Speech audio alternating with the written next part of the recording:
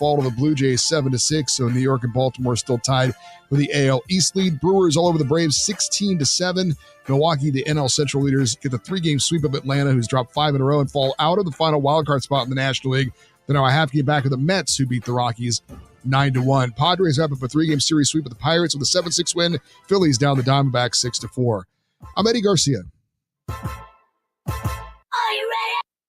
Previously on Unsportsmanlike Conduct. Nebraska's going to be a sexy pick. It's a very, dare I say, manageable schedule. No, winnable games all over the schedule. People really like the cut of Matt Rule's gym. This doesn't mean it's going to happen, but I am not surprised that this is the conversation. Quite frankly, I'd rather have this than the opposite. Sure. Unsportsmanlike Conduct with John Bishop and Josh Peterson. Weekdays 2 to 6 on 1620 The Zone. Your Omaha area forecast from the Godfather's Pizza Weather Center and KETV News Watch 7. Feeling a bit more like fall on Friday. Expect partly to mostly sunny skies with a bit of a north breeze. Gusts 15 to 20 miles per hour possible. Highs in the mid-70s. I'm meteorologist Sean Everson from KETV News Watch 7. 1620 The Zone. Traffic. From the Pyramid Roof and Time Saving Traffic Center.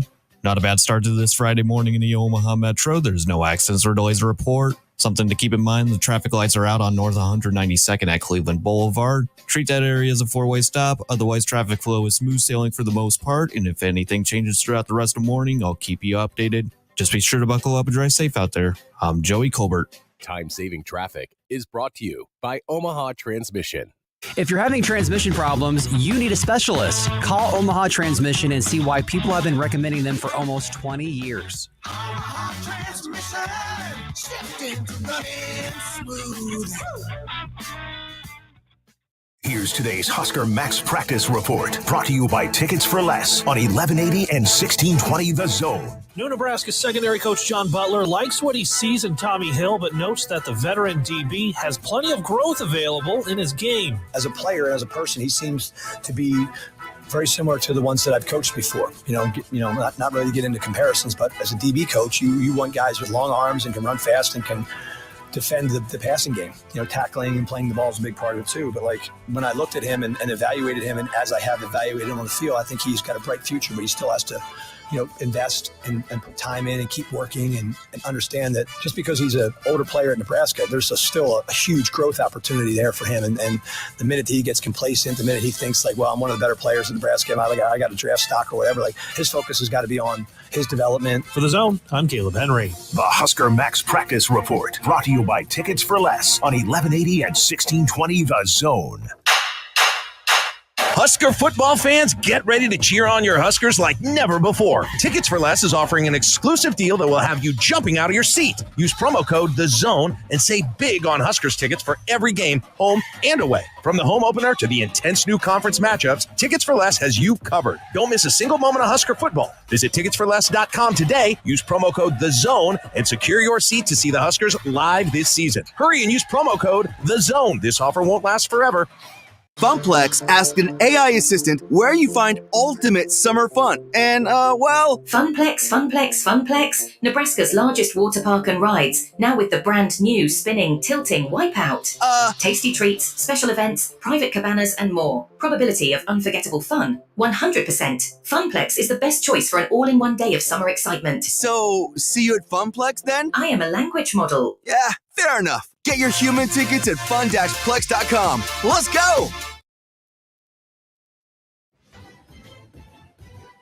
I'm Rhett Lewis with NFL Network, now on the Westwood One Radio Network. New England quarterback Drake May made his NFL preseason debut Thursday night versus Carolina. A third overall pick of the 24 NFL draft, played just one series, completing 2 of his 3 passes for 19 yards with no touchdowns or picks and an 84 QB rating before exiting. Patriots are the winners over the Panthers 17-3. Another high-profile rookie making his professional debut, Giants 2024 first-round pick, wideout Malik Neighbors had a quiet night before he was pulled from the game in the first quarter. LSU product didn't record any catches and wasn't targeted during his time on the field in the Giants' 14-3 win over the Lions. Cowboys owner Jerry Jones says he is in no hurry to work out a new deal with star wideout CeeDee Lamb. As the Pro Bowl wide receiver remains a holdout in search of an extension, Jones met the media Thursday and said, quote, "I don't have any urgency to get it done."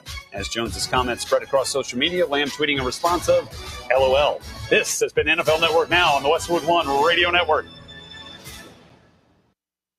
All right, when it comes to getting life insurance for your family, a lot of excuses can get in the way. But ask yourself this. If something were to happen to me, who would pay the mortgage, the kids' education, and the other bills? Then forget the excuses and check out Ethos Life, the online, easy way to get life insurance in 10 minutes. Ethos has rates that you can afford, like a $500,000 policy for a 40-year-old male starting at $1 a day or $30 a month with a few health questions and no medical exam. Get your free quote right now at checkethos.com. That's checkethos.com. Not available in all states. Rates do vary.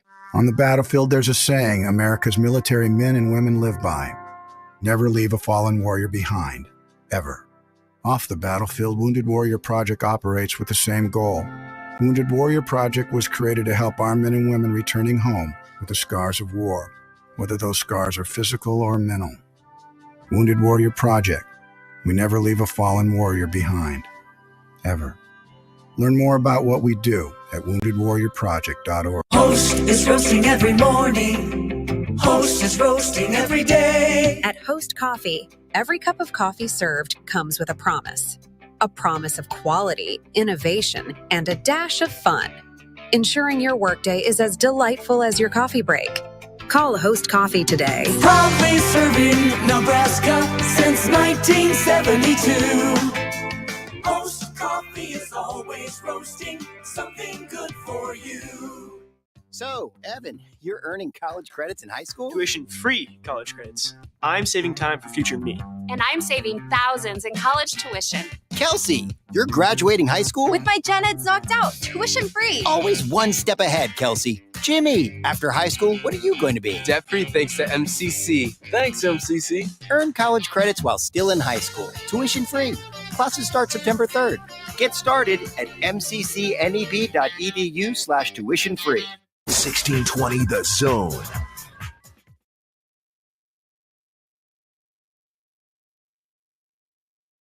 I like playing in the preseason, honestly.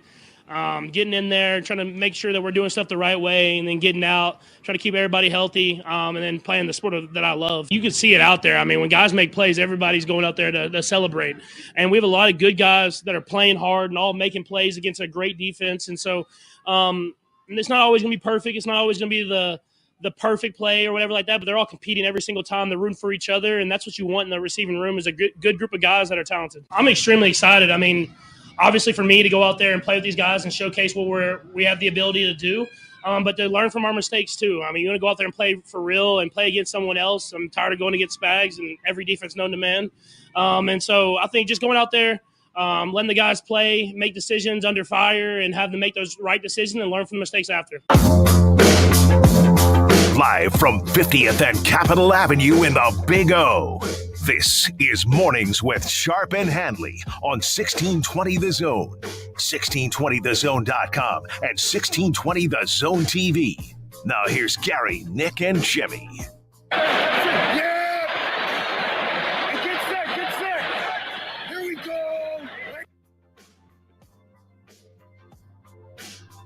I can tell you where the Cowboys are going. Hello, LOL. Same. Ha! Yes. Good morning, everybody. Welcome in on a Friday morning. I think because there was football on my TV last night, and I think Joe Milton might be the best quarterback in the NFL. That's my takeaway from last night's two preseason games. Threw a dime. I think this is going to be officially a Football Friday fiesta. 22 days from the start of the season. Oh, you got to understand here for a moment. This is great. I'm not complaining. No, it is, what is it, August 9th? Yeah. 52, my phone says. Correct. It is fantastic. It is hoodie weather. Well, I mean, that's a little extreme.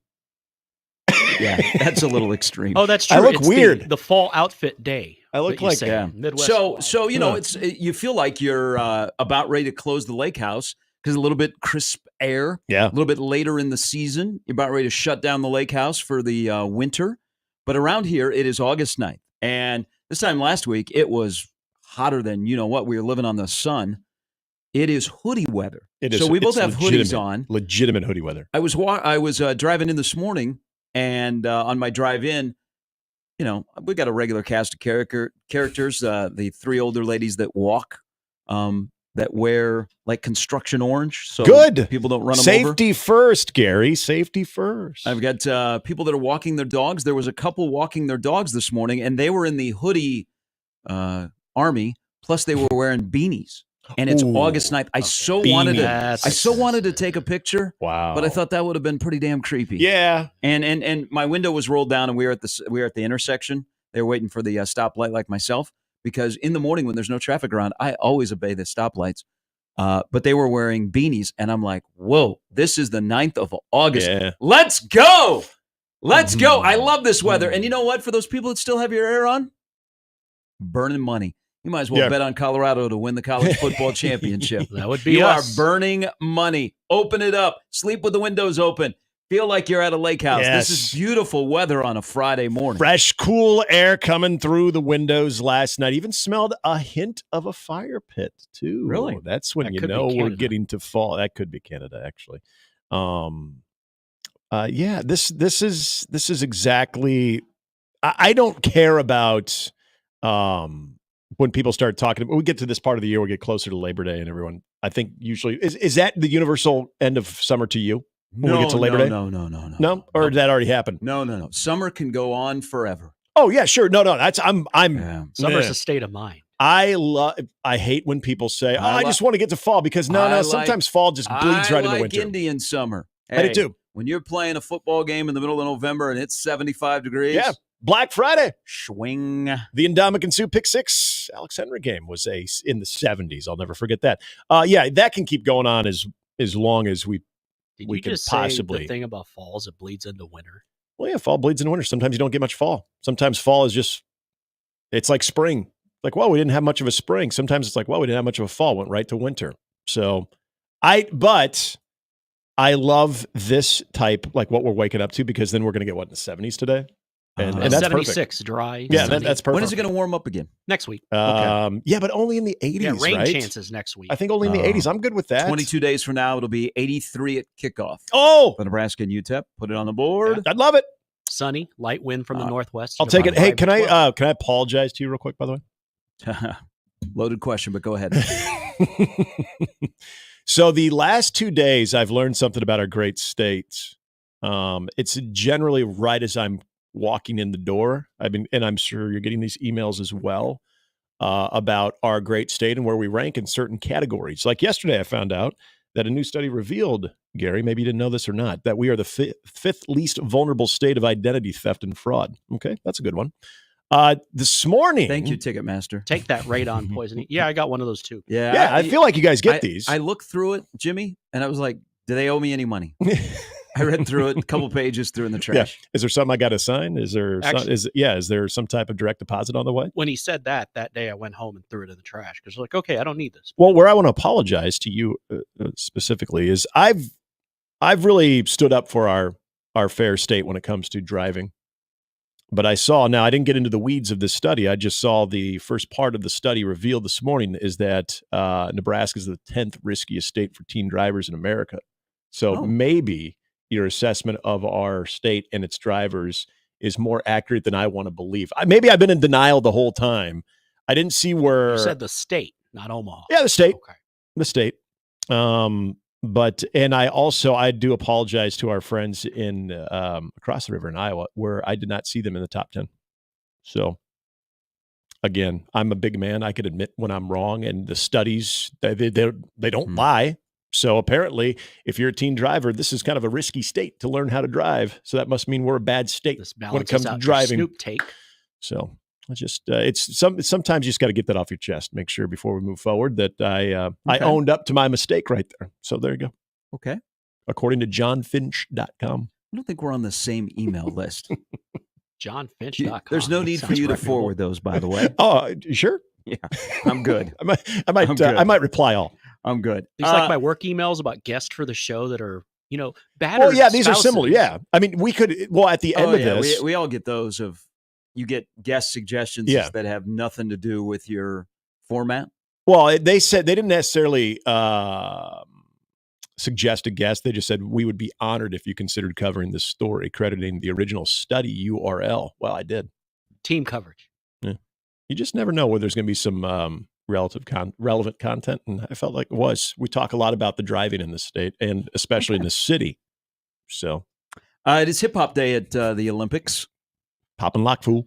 It is also, God bless him, man. It was red, white, and phew yesterday with the U.S. men's basketball team. Good headline. Mm-hmm. I love the fact that over in Paris at 5:21 in the morning, which would be late night here, Kevin Durant is tweeting.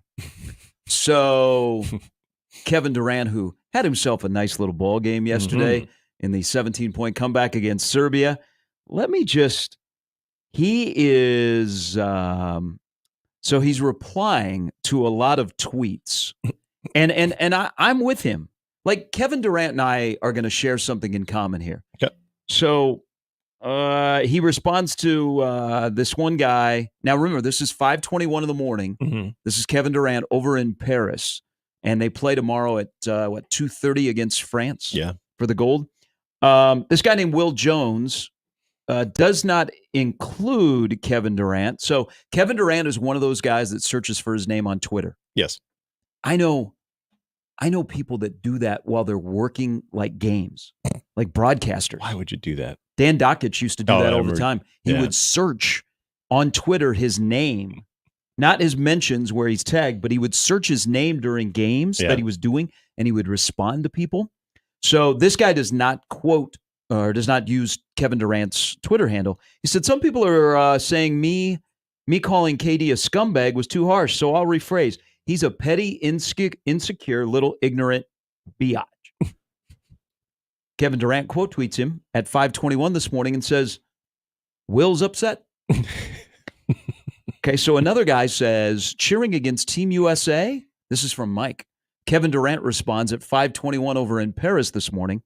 To all you Nugget fans, nobody gives an F who y'all lames believe is the best player in the league. Players got major respect for Jock.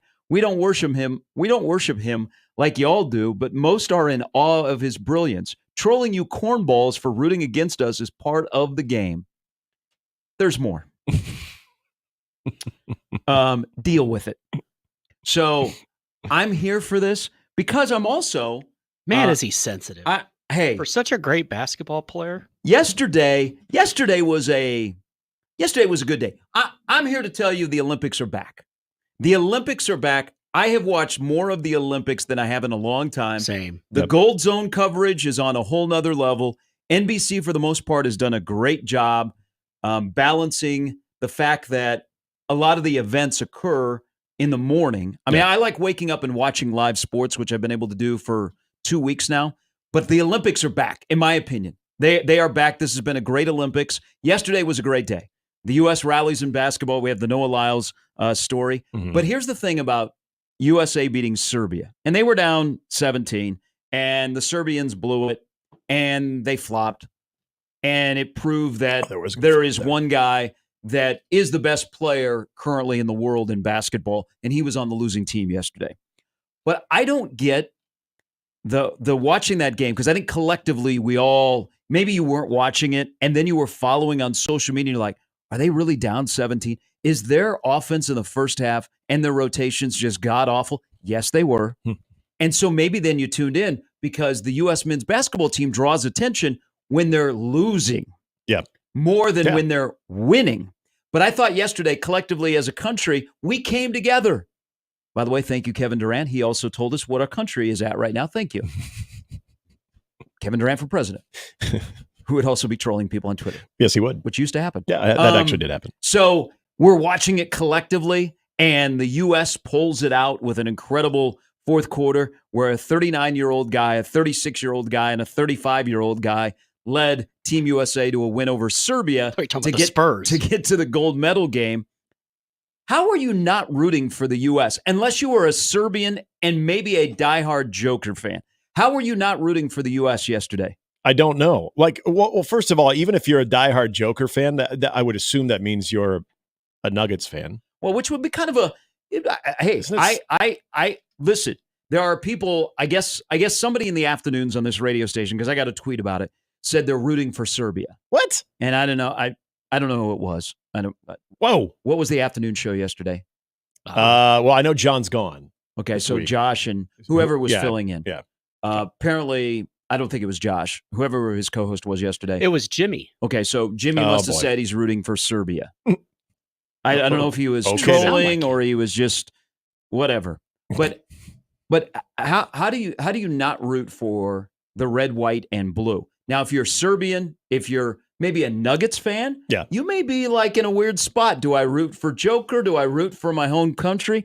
All I know is that I was all in on Team USA, and there are guys on the USA team that when they're playing in the NBA season and they're playing against my team, I'm up in the top row going, I hope you hurt your ankle. I hope your dog runs away. Whoa. But when they're wearing Whoa. the red, white, and blue, Yeah. I am all in. I will run through a wall for our men and women that represent red, white, and blue. Pro season different, but when they're wearing the colors like yesterday, I am all in. Yeah. I don't know how you would not be rooting for Team USA yesterday. Put your politics aside. You don't like LeBron in China. You know what? He's wearing the red, white, and blue. How could you not like LeBron's overall game yesterday? Look, I'm Team Michael Jordan when it comes to that conversation anyway. But yeah, and you guys know me. I'm a huge diehard NBA fan too. I say that tongue in cheek. I was literally, That's why they call you Scoops Handley. I was fist pumping, watching the game by myself. I was fist pumping as they were coming back. When Katie's hitting shots, when Joel Embiid goes on his little streak there in the second half, I'm fist pumping. I don't do that unless it's my team that I root for. Like I'm talking about Nebraska, Chicago, Cleveland. Those are the only times that I'm actually animated. Otherwise, I'm just an observer and I'm watching. But that comeback brought that type of emotion.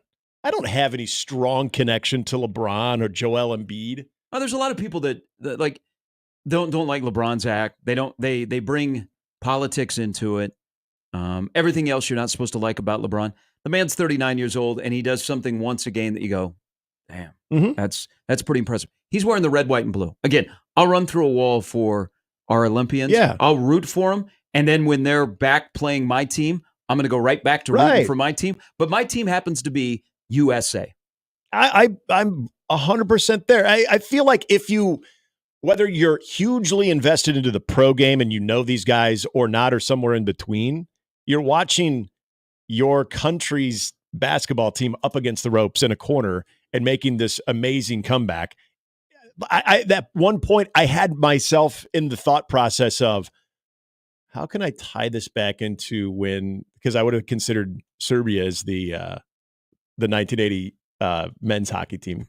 And remember when I don't know, man. The Soviets? I think that was the gold medal game yesterday. It did, just like the USA versus the Soviets. That wasn't the gold, but it felt like it.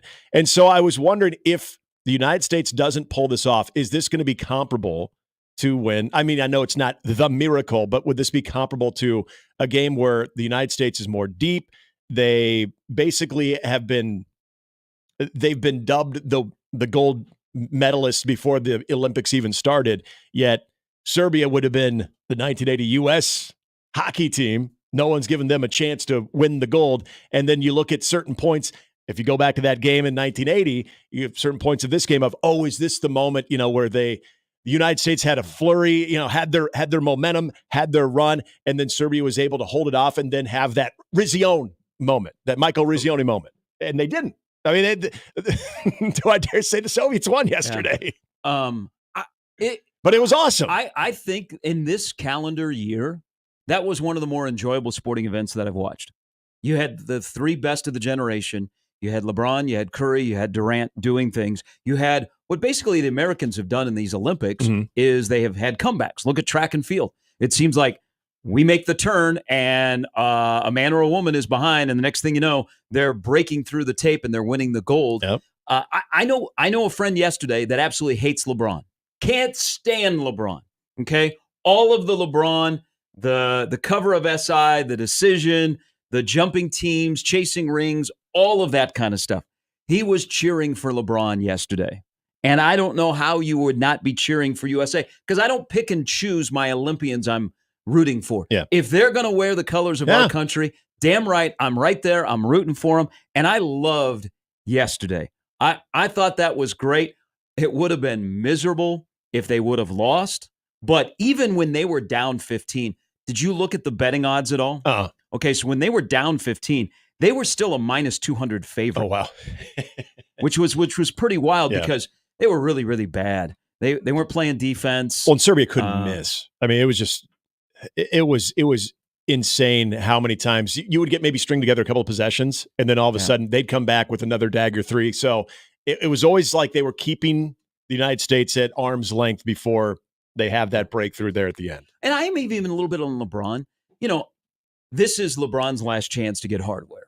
Okay, he's not going to get one. He's going to get one Lakers, and he's about done. Yeah. But full props. The man's 39, and he does things that 22-year-olds can't do. Yep. But he's chasing like his last thing to get. So is probably Curry and Durant. Yeah. But all of the guys, not just those three, all of the guys that were playing yesterday in crunch time, it was pretty cool. And that's why I'm all Team USA, is that it mattered to them. Yeah. I mean, yes, 100%. Hey, Ant-Man wasn't very good yesterday. Yep. It wasn't very good at all. He played 13 minutes. He had 2 points. He was palms up guy. I watched his. We had the same vantage point to watch that game. Okay, he just happened to be in the arena.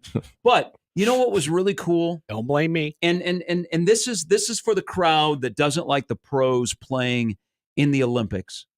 Those people exist. Look at. Oh yeah, they do. They do. I mean, they've been pretty loud in these Olympics. Look at the joy of Anthony Edwards. He's on the sideline, and he was a fan. I mean, he's supposed to be like that. The baton is supposed to be handed off to him from 24 to 28. Right. And he hasn't. He'll be there in 28, but he wasn't very good yesterday. So he was relegated to the bench. Him and Tatum and Halliburton were all like, hey, this is a great threesome. But Anthony Edwards' reaction, he was a little kid. He was like a little kid at home watching the Dream Team play. Yeah. And he was going, beat those Serbians, invade that country. I loved it. It was great because it mattered. No, I'm a little giddy of that game. Now, I'd be like, dang, we'd be crushing them now if they would have lost, but they won. And, you know, I think they're going to roll France on Saturday. I think yesterday, as long as my guy doesn't get hurt. I think yesterday was the gold medal game. I agree. And the back to the emotion part of it, I think sometimes we take our cues off of how the guys are reacting in the moments and during the timeouts and after a big bucket, especially if we're dealing with pros, because I think that's always been the very tired old narrative of the pros versus the amateurs in any type of event where it means more to the guys that aren't getting a paycheck every day. So they're going to put so much more passion into it. You're watching that game yesterday, and you're telling me as the U.S. is coming back that they were not passionate about it. They were not energized about it. Watching LeBron and Steph and KD and LeBron, AD. I mean, Joel Embiid was showing major emotion. That's a guy who doesn't always show emotion too. So that part right there, you easily, if you weren't already sucked into, okay, are the United States going to pull this off? Are they going to make a full comeback? If you're not sucked into that part of it as you're watching that unfold, you're also taking your cues from after every shot, after every block, after every defensive stop, that they were puffing out their chests. I mean, it was like a game 7 to them. And that's what I think was so awesome about it. The Olympics are back, baby. Gold zone coverage. It's been entertaining. There have been entertainers that have been featured. I enjoyed yesterday. It wasn't just the basketball. I mean, it's nice to go home and, at 11 o'clock and there's like competition on. Mm-hmm. That maybe is why it's drawn me in more, because it's live sports. Something to watch. But we're really good. We can flex a little bit. There have been great storylines. Man. You get close to your medal count, by the way. I'm going to be sad on Sunday. Ahead of 2020. Now, I don't know that I'll be sad, because then we're all into football and you got pennant races going on. That's true. But for the 2 weeks, I think the Olympics are back, and I can't wait for 2028. And again, I think the way it's been covered has really helped. I'm addicted to the Gold Zone coverage. I'm going to shed a tear Monday morning when I wake up and I walk into my office and turn on my TV and I don't have Gold Zone on. Yeah. I'm almost thinking about taping Gold Zone so that I have it, so I can just watch it when I am having a down moment. Yeah, you need to pick me up. It's on tomorrow, by the way. I will also throw in, because when you have great moments, whether we're talking on the Olympic stage or in any big sports moment, because I think there's going to be a lot of people looking back at this game and talking about the emotion that went into it, the comeback, and it probably will go down as one of the more memorable, especially men's basketball, just basketball, Olympic basketball memories that I think we've had in some time. You've got to have a good call. And Noah Eagle, I give credit to Dwayne Wade. I thought Dwayne Wade was actually pretty decent too. He's not all over the broadcast. He's a heck of a player. He inserts himself. I think he sounds confident and okay. I've been okay, but Noah Eagle's, the cross, the sauce, the flash call on that jumper I was like, yep, there's the signature right there. I loved it. It was cheesy. It was corny as hell. And I loved every bit of it because it captured the moment on what was a huge bucket. Oh, but if Snoop shows up on the TV. Even Snoop wasn't going to take my joy away from that one. Are we still going there? Yeah, I enjoyed him last night with Simone Biles, hanging out, watching track and field. That was really good last night. Snoop's everywhere. Snoop is everywhere. That's just pictured you throwing the TV on the ground and going to bed. I just had to get my feelings across yesterday about it. Now it's just, I've accepted it. It is what it is. But I had to get it out there yesterday. So I'll be very curious to see, now that NBC has the NBA, like, what is Noah Eagle's role? Number 2 at Dwayne Wade. Because Mike Tirico, who I think is a great studio host, will be probably the number 1 voice for the NBA. But Noah Eagle, you're saying he should be the one. I mean, if that's your number 2 voice, that's pretty good for NBC. That's like Uncle Vern on CBS back in the day. Mm-hmm. It's pretty darn good when he was doing the gold medal game is at 2:30 on Saturday afternoon. The Olympics continue today. Breakdancing starts today. What are our chances in breakdancing? We win everything. Okay. So we're all right. I haven't been to some. They used to do that in malls. Now, see, we have 2 Olympic events that I feel like originated in malls in our country. That is the shooting, the speed walk. Oh. What the? Wow, dude, in a city that had a shooting. Oh, that's right. In a I apologize. Yeah. Come on, man. No, that's not what I was saying. That's not good. The speed walking. What the hell do we even call that now? The speed walking thing. Speed walking? Is that what it is? Speed walking? Mall walking? Well, mall walking. Race walking. That, and then I felt like breakdancing. At least when I was young, when Oakview opened up and I was going to Mr. Bulky's to load up on some Sour Patch Kids. I feel like we saw some breakdancing that would pop out every now and then, and guys in parachute pants, women getting involved too. So we got 2 Olympic sports I feel like in our country have originated in malls. I could see that. Yeah. Where you could have trials in the malls that still exist. Well, and now outdoor malls are popular. You could still speed walk without any limitations, but you could have some really, really good Olympic trials when it comes to breakdancing. So I'm going to guess we're not a favorite, but I think we could, we're definitely in medal consideration. That would be my very, very loose interpretation of the countries that are going to be all about breakdancing and who will actually thrive. Is it going to be like basketball, where we help basketball grow internationally? We help breakdancing grow internationally? Yeah. I think so. It's possible. I just love that it's back, because as you know, we saw this with curling, because hell, we hosted a curling trials twice here at beautiful Baxter Arena, that all of a sudden, from what I understand, because I talked to the Exarban Curling Club president, they had an influx of people interested in curling. And as you know, as we all know here, as we were we were thriving in the 80s. I know we got kicked out of Baxter Arena for a month. Well, yes, we both know that. But as we also know, as people born in the 70s and early 80s, that we were around breakdancing, that was a big phenomenon. And so are we bringing it back? Is there a new generation that will be known to pop and lock a little bit? I don't know, man. It seems like breakdancing should have been in the Olympics like 15 years earlier. Well, probably. I'd even argue 30 years, because it was super popular when we were kids. Everybody did it. It's almost like, did you forget about it? Well, here we have it again. No, I never did. Parachute pants. Not go that. back to the parachute pants. All right, coming up on the show today on this Football Friday Fiesta, 22 days from the start of the season, Scott Ritchie, who covers Illinois, will join us as they will play a Friday night game in Lincoln. See their new uniforms? Oh, their tribute to their their 100-year anniversary of their Memorial Stadium, right. which were done a lot better than somebody else's 100-year tribute to Memorial Stadium. This was cool. I knew that was coming. But I had a problem with the announcement yesterday when they were talking about it on BTN. Jake Butt clearly did not remember the last time Nebraska busted out that against, ironically, Illinois. Mm-hmm. He said, the leather helmet. I've never seen anything like it. I don't think that's ever been done. That's the coolest thing. I was like, oh. Yeah, it's been done. And it was against the Illinois. Yeah, I said Illinois. Yeah, I was a little ticked off about that one. Because that was what I thought one of the sneakiest cool alternate uniforms. And I felt like I was on an island by myself. Nobody really liked the leather helmet thing with that Nebraska did. I loved it. I thought it was cool. I thought it was a good uni. I remember Divine Azigbo just running wild in that game too. It's cold too. But it's been done, Jake Butt. It's been done. Big year for Brett Bielema. If you had to take one guy as your head coach, Billy Napier, Sam Pittman, or Brett Bielema, who would you take? I'm still rolling with Bert.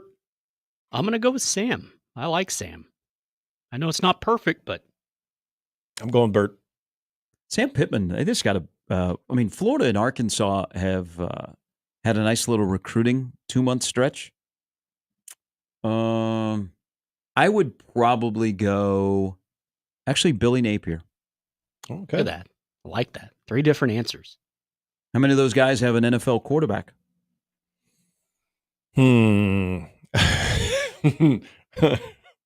I'm laughing because Graham Mertz was actually decent, but that just tells you my answer right there as my mic goes limp.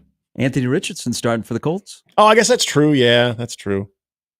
We do forget. I did. We will talk Illinois football coming up at 8:30. Mike Schaefer stops by at 9, and then Matt Verzal at 9:20 on this Friday. 22 days. There will be media availability in Lincoln today. Big weekend, actually, for Nebraska football. So we'll have a lot to discuss today. And, of course, after this weekend, we'll do all that with you. The lineup brought to you by the Roof Freeze John Higgins Weather Guard. You're always welcome to join in the conversation if you think the Olympics are back or the Olympics are woke and broke.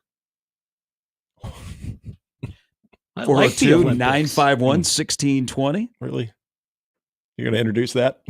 Jesus. There were conversations about COVID yesterday. I thought COVID was, he gone. Yeah. He still won the bronze. My wife even asked the same question.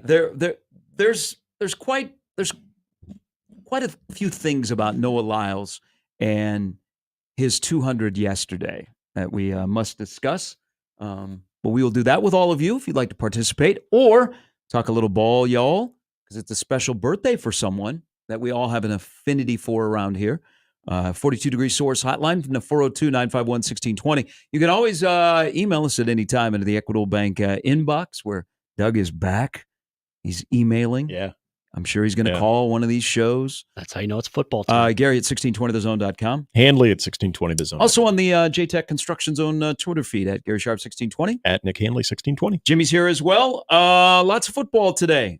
It is football season once the Olympics are over. And there are more preseason games. And there's something I saw last night that I loved out of the Patriots, which I'm going to probably be the only person that says I loved what I saw from the Patriots. Because it was weird. That was a terrible game. Mm-hmm. It was very, very weird. Bad. Boy, Carolina, New England. Super Bowl rematch. At least you have Charlotte and Boston. That's true. Gerard Mayo, weird visual as well. On top of it was just a weird, bad football game. But just seeing Gerard Mayo as the head coach. Oh, as the head coach. Yeah, that was also, that set the stage of, hey, I get it. He got the job fair and square, and he's the new leader. But that was just, it's going to take an adjustment for me. All right, lots to discuss as we roll till 10 to close out the week with all of you on 1620 The Zone.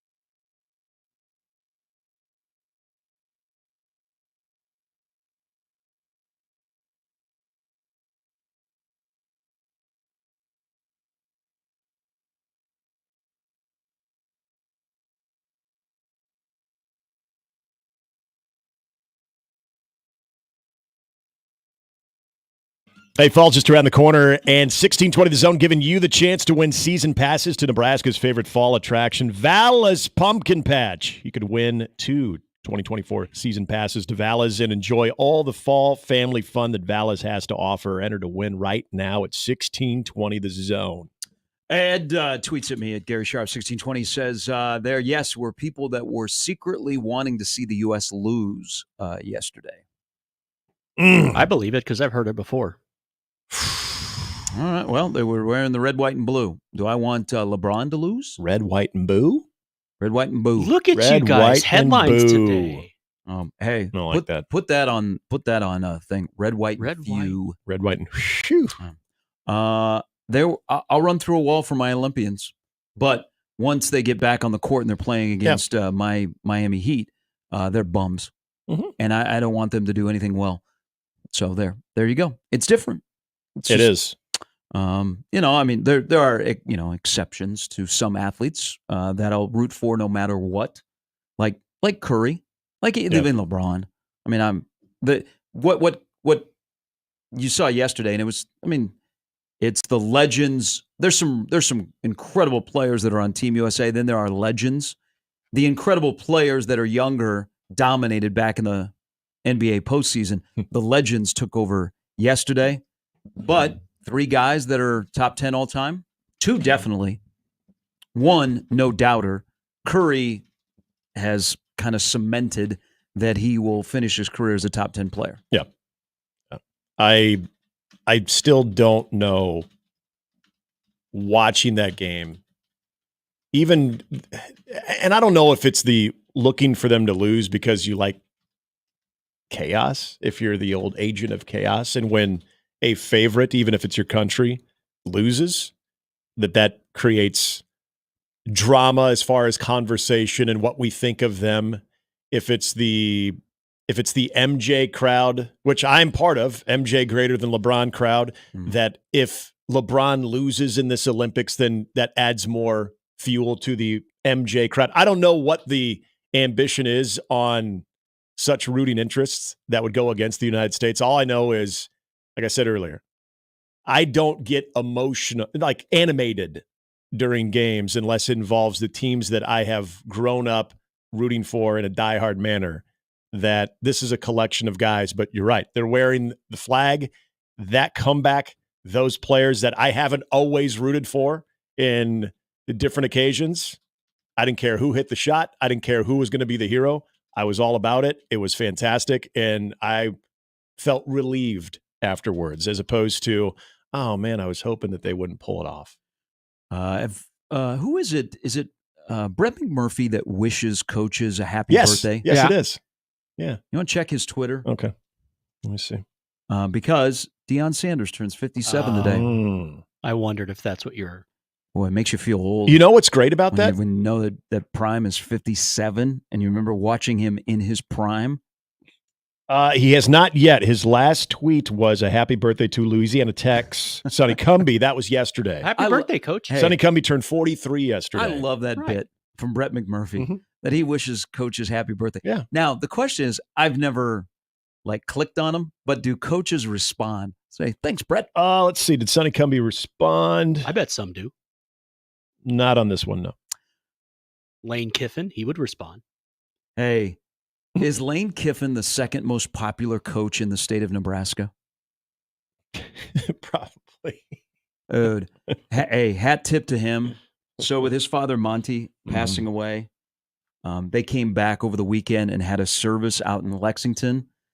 And Lane and the rest of the family were out in Lexington. And I don't know if you have seen some of the stuff that Lane Kiffin, I imagine that they're cleaning out his dad's house, or he has some things that he's going through. And he's coming across a lot of pictures of Monty Kiffin when he played at Nebraska that Lane on his Twitter account has been putting out.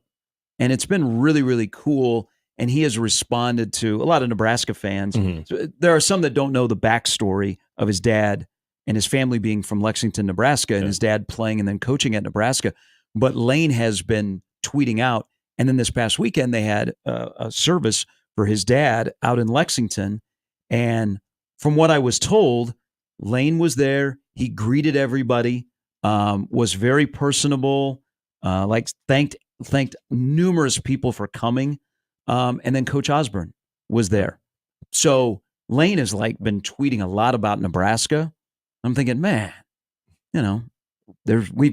people have tried to get him hired here. Oh yeah. I remember Lane Kiffin Day here. His agent tried to get him hired here.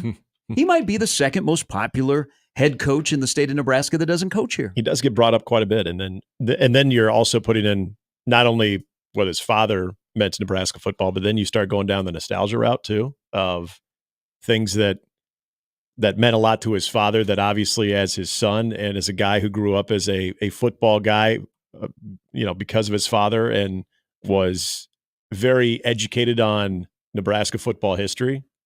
Yeah, if there's someone that is in the SEC that's going to speak intelligently about Nebraska football's history, it is going to be Lane Kiffin. So that also goes over very, very well. Remember, a mutual friend of ours wanted him, kind of. Wasn't his official want, but he talked himself into it and made a good point. I don't know if it would have worked with him here. Oh, I don't think so. I think they got it right with who they got. But it's cool that I think he has an appreciation for Nebraska football, past and present. Home and home. Hey, a trip to Oxford, that'd be a nice little thing to put on the list. I don't know if we go that way because they are an SEC team. Mm-hmm. I mean, they're more likely to probably play Nebraska Wesleyan than University of Nebraska in November. But it's been pretty cool. Some of the stuff that he's been tweeting out. But I was going to mention that on Monday, that I had somebody that went to the service, or it was a celebration of life, and how Lane was front and center, and he wasn't being Lane. He was like talking to everybody. Yeah. But yeah, Coach Osborne was there. Colin writes in to the Equitable Bank inbox, a birthday tweet of Dion throwing darts today. Yeah, I also saw the throwing darts thing as being displayed on the stream as well. Throwing darts has become a really popular thing here in the last 72 hours. They brought it on themselves. When the I had someone comment on our darts segment yesterday, and they said it was one of the funnier things that they've heard in a long time. The PGA Tour had a little tweet yesterday. Yes, having darts. Yes. Shooting darts. So it's trending. September 7th. You understand if there is maybe a pick or two in that game, the amount of dart references that are going to be thrown out there.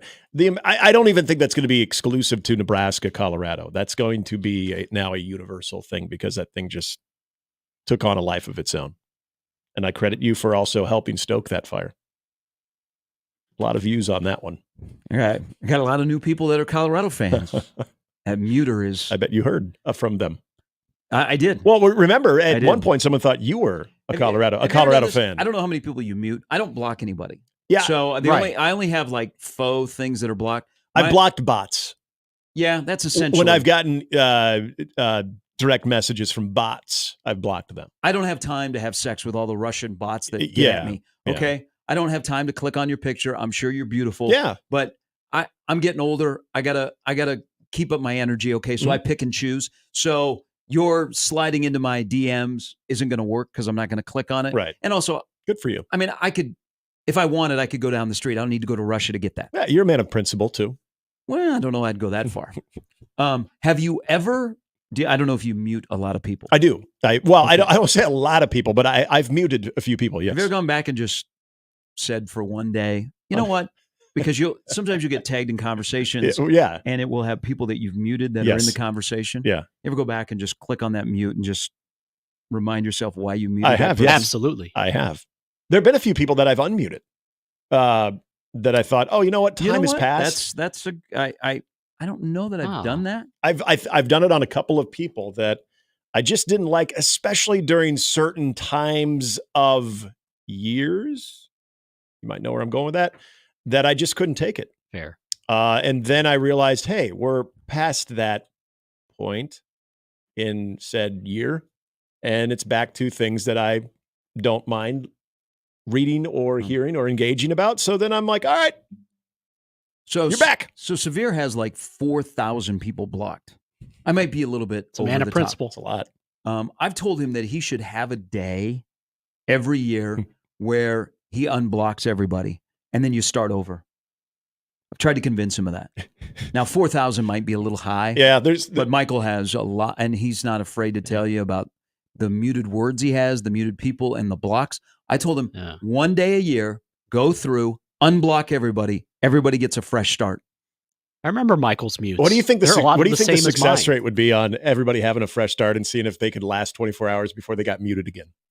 I mean, if you could get even close to like 40%, that's pretty good. If you're, what'd you say, 4,000? Michael is more likely to block you than mute you. He don't care about getting. I'm sorry. That blocked. person's getting the satisfaction of being blocked. Who gets unblocked and stays unblocked? What would the success rate be on that one? That would I'd be very curious, especially if it's the number of 4,000. By the way, Jim in the stream says he was traveling yesterday, he couldn't respond, but G-Dog might be radio's greatest segment. I think that was when you were Snoop-a-looping it. Oh yes, that's pretty good. Oh man, wait till we go streaking tonight in the quad. Kids are back. Bring your green hat. Be kind of chilly. I give credit to Tom Chattel. He came up with he wrote a column that's in today's Omaha World Herald. He went out to the Pinnacle Bank Championship. Yeah, the golfing Gooches. I love that. It's like a circus act. They the Flying Guchevskis. And they had the trio was really good yesterday. Yeah. They tee off today at 2:22. But I went out there yesterday. Ooh, the crowds were light, like really light. They typically are on a Thursday. I will say that. Really? Yeah, usually. I don't know if they've ever been there on a Thursday, so that might. But usually Friday afternoon into Saturday is where they're going to peak. There were a lot of holes where there were like 3 people. Is that normal? What time did you go out? It was in the afternoon. It's usually a little really nice better day. on Thursday afternoon. It was a really, really nice day. And then by last evening, I mean, I know that on the weekend, I've been there on the weekends when the crowds are good. I thought there'd be more people there. But while I was watching, and I followed a couple of groups. Now, Guchevskis, they had about 150 in their gallery? Yeah, that's and they were all cool. related to him. No, that was fun. I watched them play a couple of holes. Yeah. And it's really, really cool. I mean, it's a great story. It's the story of this tournament. Apparently, the leader set a record yesterday. He was 600 through 9. Give us another day of the golfing Gooches. But while I was watching, and both you and I love to play golf, and there's some incredible golf courses, and they're not just private. There are some really good public golf courses throughout this entire state. And as I was watching it on a great course at Indian Creek, and we've had the U.S. Senior Open here a couple of times out at OCC. Lost Rail has come on since then. Mm-hmm. There have been some other courses that are highly acclaimed, maybe don't have the accommodations. I always wanted a major at the Sandhills, but the accommodations would be a little bit interesting. Yeah, it would be. A lot of trailers. But I wonder, and I don't know this, I didn't bump into Stu, Mr. Golf. Yeah. Is it time for the golf community in Omaha to start thinking big again? Because when the first U.S. Senior Open was here, and it had great success, I mean, the patrons were all over OCC. They were trampling the grounds and urinating in the neighborhoods. Just kidding. Just kidding. It was a little bit more. Now, see, Just kidding. Why are you going back to the Cox Classic crowd? There were a lot of people that had never been to that neighborhood. Yeah. Okay. That were like, oh, okay, I didn't know this existed. Right. Yeah. It was the 2 times it's been there, we've been out there, we've done shows, great setup, and the crowds have been really, really good. We had, ironically, the last time it was here, we had weather. Yes. Yeah, we had to delay it. That was the weekend of the Schaefer wedding. But the first time, huge crowds. The organization was great. But as I was watching yesterday, because after the first one, it was like, oh man, Omaha's going to be able to get like big events, never a major, but should Omaha pursue a yearly stop on the PGA? Yeah. I wonder if it's time now for the golf community to start thinking, whether it be in this city or in this area, to start thinking again about pursuing a major golf event, whether it be a Senior Open, whether it be a Junior Am, whether it be a US Am, whether it be something else. Wonder if it's time, because the U.S. Senior Open, it's been 3 years since we had it here, and I don't know that it's on the calendar for another stop. I don't believe it is, and I would say yes to that 7 days out of the week. And what you brought up about yesterday is, and I don't think this is a huge surprise. The difference between, and you saw a little bit, if the Cox Classic didn't have its own shtick as far as, yeah, it's technically a golf tournament, but this is a 4-day, well, at least 3-day party. By Sunday, you're worn out. If it didn't have that, I think you'd have a similar interest of, well, I don't know the players, so your diehard golf heads aren't necessarily flocking or are not necessarily giving you 3 days of watching it because even they have maybe heard but don't know the true path for some of these guys of how good they could be. Like I remember Bubba Watson, Jason Day that I saw at the Cox Classic. So, but at the time, I didn't know what they would be. I think, though, what the U.S. Senior Open proved, and I was there the first year, was it is names that you knew. You got an older crowd that remembers watching them win majors or having a very successful career.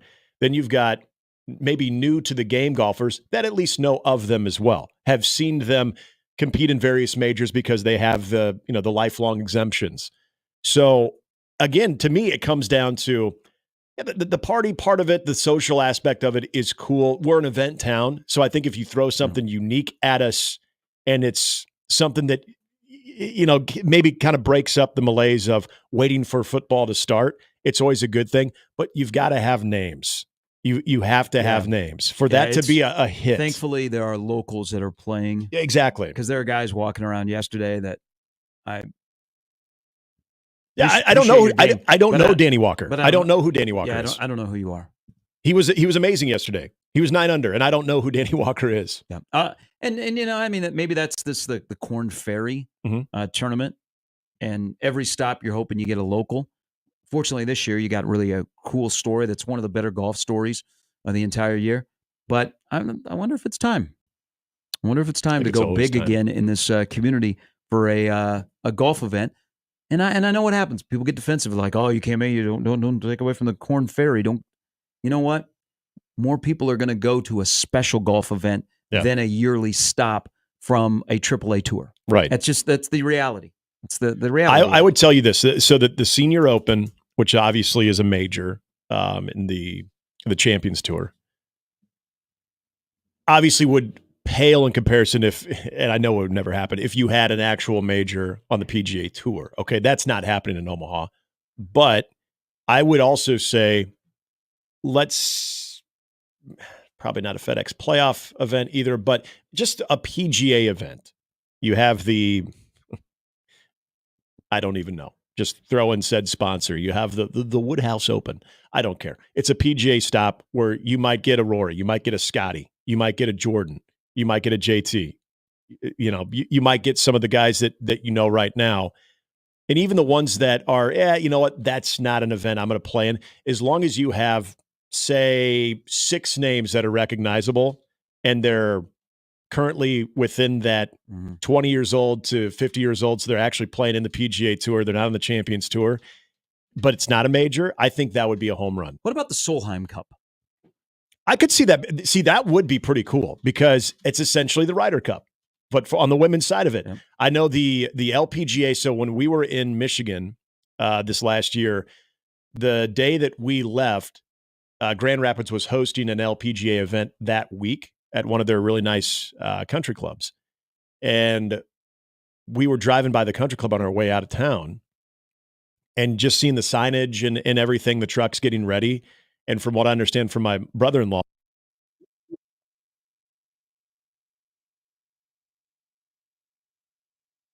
or stop that they're going to have in Grand Rapids. So the Solheim Cup would be amazing, but I would even be curious about how an LPGA event would do in Omaha, because again, it's unique. If you got a Nelly Corda, if you got players that are, because of golf's popularity, you get a couple more recognizable female golfers, get a couple local angles on it as well. I think that would be a big deal. I think there's just something about pro golfers with names in it that you recognize outside of what maybe the local flavor or the good story is. I think it's always going to drive you at least a very solid 3-day to 4-day crowd. I think it's time. I mean, we got so many good golf courses here, So that continues. The Golfing Gooches tee off at 2:22 per day. Like the Flying Lundas brothers are the ones. Remember that? That was a good line by Tom. All right, Jimmy's got an update coming up next. When we come back, good. Yes, I'm good. I'm going to be. I think I have been Mr. Positive with Nebraska football. Turner Corcoran doesn't bring a lot of positivity. I'm going to try and change that after Jimmy's update coming up in just a bit. Good morning to Sharp and Handley. 1620 the Zone.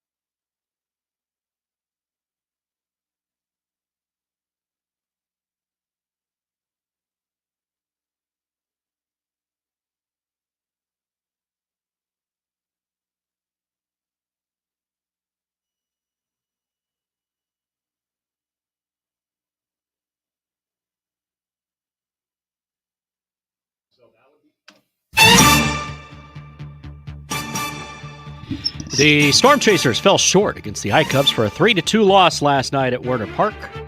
At least it was nice. Daniel Lynch ended his night on the mound, 6 2/3 inning pitched, as he allowed 3 runs and added a 1-2-3 inning. First, second, and fourth. Noah Murdoch entered the game on the mound for the Storm Chasers in the 7th. For Lynch, it was his 10th quality start of the season, his 4th straight. They had one last chance at the bottom of the 9th as Brian O'Keefe singled to lead off the frame after pinch runner Tyler Gentry was moved to second base off a sac bunt. Devin Mann hit the second single of the frame, which led to a walk and then loading the bases for John Rabe, but Iowa won the game after Rabe struck out swinging and stranded all 3 runners on the base. They'll try again tonight, 7:05. The American Legion baseball team from Elkhorn suffered its first setback at the Central Plains Regional, losing to Minnesota champion Farmington 9-1. The Ortho Nebraska Antlers immediately fell into a hole, yielding 6 runs in the first inning. The 2-run single, pair of RBI singles, a balk, and a steal of home produced the runs. Farmington added 2 more in the 3rd, 1 in the 5th. They're 33-12. They'll play Jeans Auto, Papio South, in an 11 a.m. elimination game today. Remember, this is in Fargo. Could be in the 30s up there, I'm sure. In the NFL, as if it matters anymore, CeeDee Lamb continues his holdout. Cowboys owner and captor Jerry Jones said after the team held a joint practice with the Rams that he doesn't have a sense of urgency. He could just stop there. In fact, the whole story could just stop there. But anyway, about getting a contract extension done for the wide receiver. I just see blah, blah, blah. He's entering the last year of a deal. CD is going to pay him just under $18 million. When asked whether he can envision the season opener coming and Lamb not being ready to go, Jones said, well, I don't know about that, but I know we're getting great work, making real progress, and I don't think losing a step at where we're at right now. Remember when Leslie Nielsen's nose grows an airplane, but like that? Lamb retweeted the quote on social media saying, LOL, I'm with you. There was preseason NFL football last night. Patriots beat the Panthers in a rematch of Super Bowl 38, 17-3. The Giants beat the Lions 14-3. A couple real barn burners there. Quarterback Nick Foles will officially retire with the Eagles during their home opener September 16th against the Falcons. He played for 6 teams over 11 seasons in the NFL after being drafted by Philadelphia in the 3rd round of the 2012 NFL Draft. But he's most known for the Philly play and leading them to a Super Bowl title against the New England Patriots. He has other things to be proud of, too, and the envy of many. Finally, the White Sox, who tied an American League record this month with a 21-game losing streak, have fired manager Pedro Grifol, as you first heard here yesterday, named former All-Star outfielder, I remember him, Grady Sizemore as his interim replacement. Grifol's firing headlined a series of coaching moves announced Thursday by the White Stockings, who have the worst record in the majors at 28-89 and are 2 days removed from snapping Major League Baseball's longest losing streak since 1988. The White Sox general manager Chris, don't call me Leo, gets there was a myriad of factors that went into the decision to fire Grifol, probably the 28-89 record, just going out on a limb there, adding that obviously there was something that was broken. Once again, they were 28-89. They ended the record-tying losing streak with a 5-1 victory to the A's on Tuesday night, then squandered a 2-run lead to start a brand new losing streak Wednesday in a 3-2 loss. They'll continue their hopes at losing out the rest of the season when they go to Wrigley Field for the interleague series this weekend. I was talking to my good friend Mitchell, also a very diehard Cleveland fan, and we were both a little part of us died inside that Grady Sizemore's taking over the White Sox right now. We were wondering what's next. Omar Vizquel going to be on the bench. They already got Albert Bell once. Grady Sizemore is he's one of a bigger what ifs if he would have stayed healthy. Mm-hmm. Oh, yeah. Oh, I know.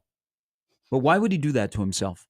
Manage the White Sox, just get some experience. Well, and I didn't even realize that he was in the coaching circuit, and then to find out he was doing an internship with the Diamondbacks last year. He was making $15. Yeah, because he wanted to get into baseball. Yeah. I saw that. And so he got his buddy and with the Diamondbacks got promoted as the assistant general manager for the White Sox, and then he said, "Hey, we got a job for you." That's and now you can take over this. And now he's making $16 an hour as the manager of the White Sox.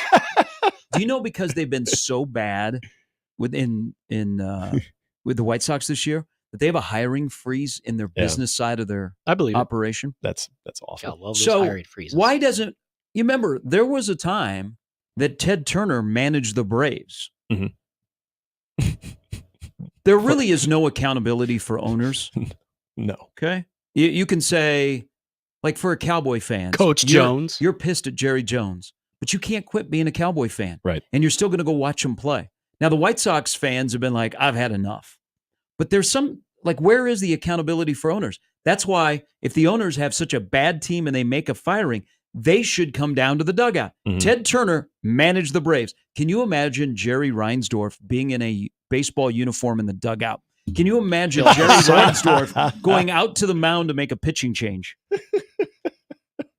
Who was the? Remember when Mr. Burns managed his team? Why am I trying to remember the manager's name? And the only reason I'll blame the movie on this, because I honestly didn't know this was a thing. But when Jackie Robinson got his debut with Brooklyn, the manager that took over from DeRocha, he said you can come back and manage. You just don't have to put the uniform back on. So he always just wore the like the team coat and pants and like normal like khaki pants and stuff. Would Jerry Reinsdorf just like wear a hoodie and jeans, cargo pants? Might humble him. Maybe change his opinion. If you make owners have to wear a uniform, Yeah, well, yeah, that is true.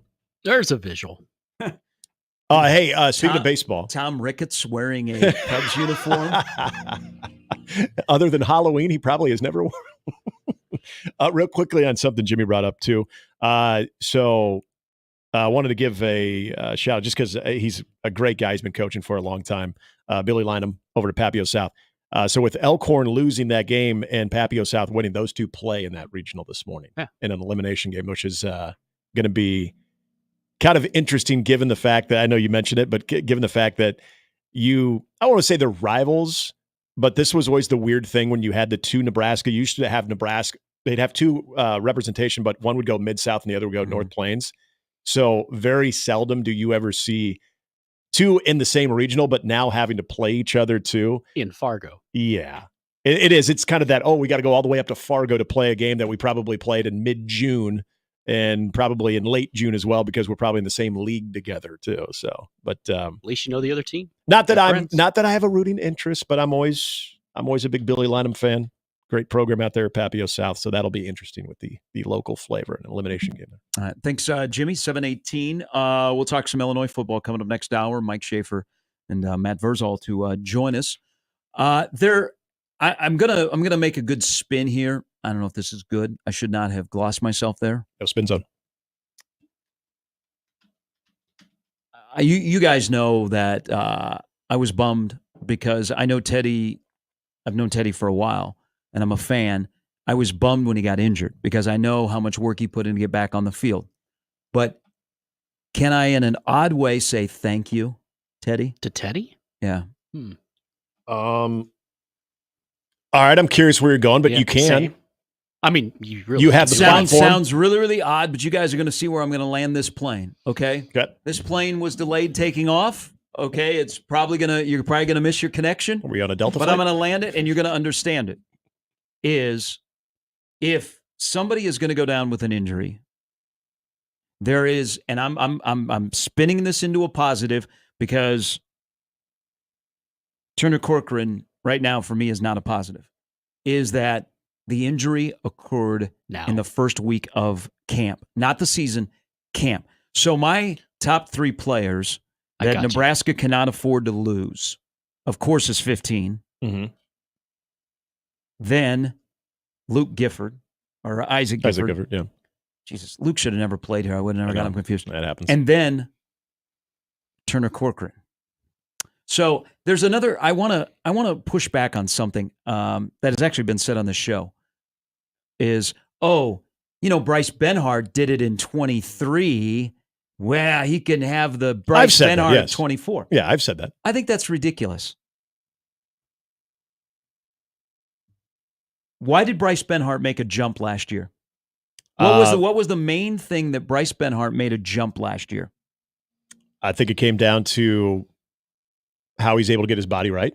Exactly. Mm-hmm. They changed his body so that the big man could bend. He couldn't bend. They changed his body. He bended. He was better because the year before he was not very good, but his body wasn't in a good shape. That's a big reason why Bryce Benhart was able then to play football.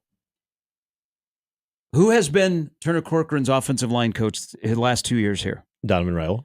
Who's going to be his offensive line coach this year? Donovan Raiola. Are the feet any different? No. Are the hands any different? No. Okay. So, but with that said, He's a guy that up until he got injured last year had started 30 straight games. Mhm. So you take the good and the bad, and I don't think you can lose him because the depth behind him hasn't played football. And also, I'm not real comfortable with taking a center and moving him to left tackle because I think that's a vitally important position that Ben Scott does really, really well. And then you could say, well, you got Lutovsky. Well, Lutovsky's on the shelf right now. So Turner Corcoran has to play, but I think there's an advantage of if you're going to take an injury and go, okay, let's look at the bright side. Okay? Let's be fans of the Killers. I'm going to be Mr. Brightside. Mr. Brightside? I like it. There is an advantage of an early injury. Jenny was a friend of mine. Because now Turner Corcoran again was running with the ones early in camp. He knows he's the guy. Okay. Now he knows that everybody has eyes on him. He's a much maligned guy.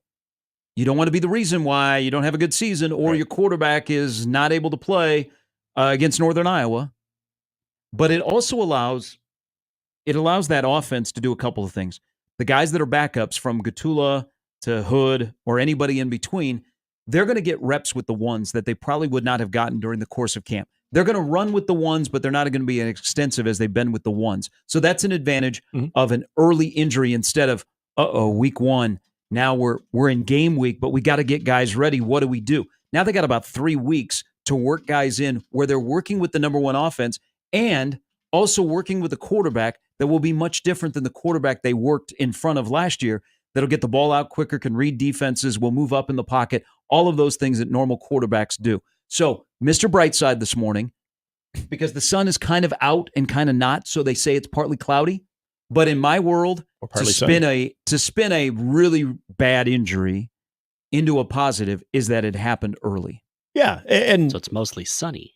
That, I think, when any significant piece of whatever position group we're talking about that is going to play a major role, I think it's easy to dwell on that. But I always feel like people will go back to the timing of it as opposed to it happened on game week or it happened in week 2 where you have such a small window of time to really assess the entire situation and get guys up to speed that are going to essentially have to be a part of the discussion. So yeah, I think that can definitely be considered a positive. The interesting part, and you bring this up, is we don't talk about the distribution of reps as much as we probably should. And in this position, I think it's a very fair point on your side of don't necessarily focus in on the guy who is occupying the spot right now, as opposed to the younger players that are going to have accelerated learning. And that's the best way that I would describe what you're saying there is you've got a Gunnar Gatula. I don't know if you put in a Tyler Kanak, again, anybody that you want to say, even a Grant Bricks. Yeah.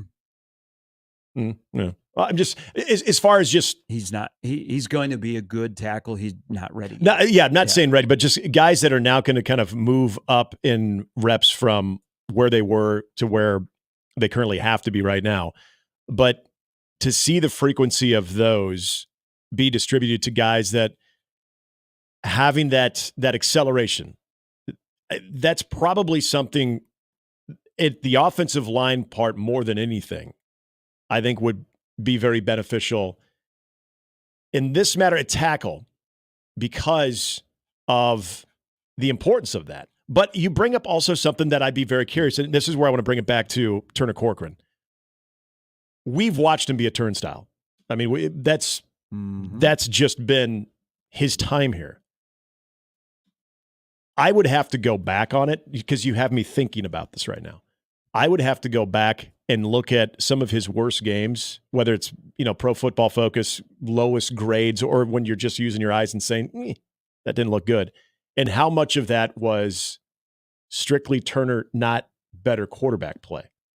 Because as you talk about a accelerated learning opportunity for younger players, that part of that equation, which I'd agree with you, part of that equation is going to be better quarterback play.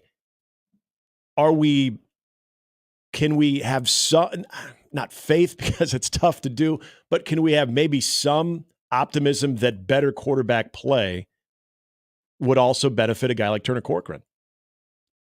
Maybe quarterback play is not the right word, but Or normal quarterback where yes. they don't take off and run and all of a sudden, or you have to block for an extended period of time. Absolutely. So I think even Bryce Benhart will benefit from that as well. Mm-hmm. And he's got to make the jump because he could make a jump where he shows up on an NFL radar. Yeah. There's some of the art of just playing offensive line before you ever factor in a different quarterback behind him. Sure. That I don't know if you cure. And you might be right. You might be right. But this is the worst part about that injury, without question, is who is behind. Well, I guess in this case, who's behind Turner Corcoran, but who is there with Teddy Prohaska? And then when you say, well, it's Turner Corcoran or bust, that's where I can get on board with what you're saying there, because if it's Turner Corcoran or bust, well, what happens if something goes bad with Turner Corcoran? Well, that's why I have him as third on my list of you can't have him injured. We can much maligned guy, but he's at least played football. Yeah. I mean, he's actually played a lot of football at Nebraska. Seen some things, seen a lot of the opponents that they're going to be going up against, what they want to do. I'm not trying to all of a sudden give a PSA for people need to believe in Turner Corcoran.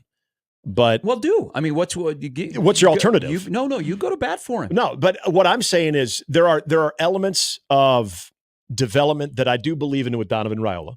There are elements with Corey Campbell as far as So with that said, I'm not saying you're wrong, but this is the third year, right? And you have seen that earlier. I would hope so. I would hope last year you would have started seeing some signs of that. Like we saw, again, from the physical part, the body maturation that they were able to, and not even maturation, but just development with what they did with Bryce. And then the hands thing, to me, is not, it's an issue. You hit the nail on the head on the feet, though. That's where, and this is old school thinking, so you can say, dude, you're crazy.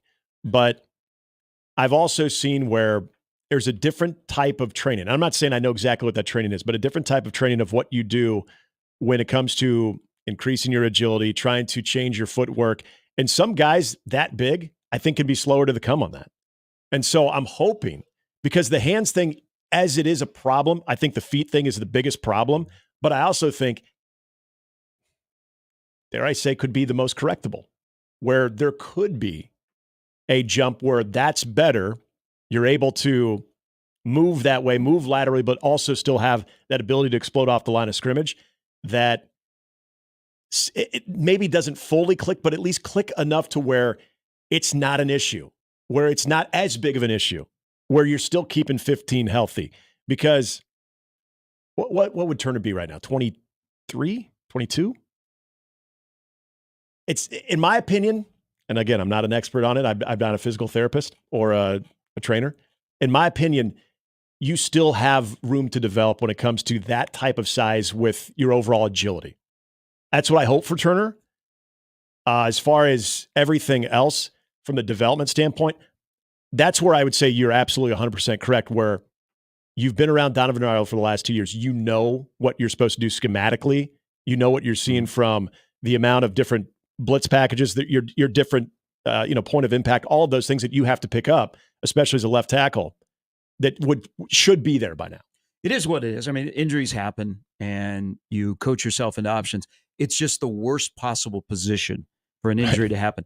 If it happens to a guard, you're actually not in a bad spot. Happens to a tackle, you're paying for past sins of 3-4 past recruiting classes where you've fanned on tackles and haven't been able to develop tackles. And now you had 3 tackles you like. Now you're down 1 and you only have 2 tackles, and you got a freshman quarterback who's going to do freshman things still. It is what it is. You cannot gloss over and go, oh, they're going to be fine. It's a concern. And I hope by a month from now, we're not even talking about Turner Corcoran. And if that's the case, that's a win for Nebraska. Yeah. But I will say this, he needs to stay healthy. For a guy that battled injuries last year, with a bad foot injury on already some concrete. Mm-hmm. He got to stay healthy.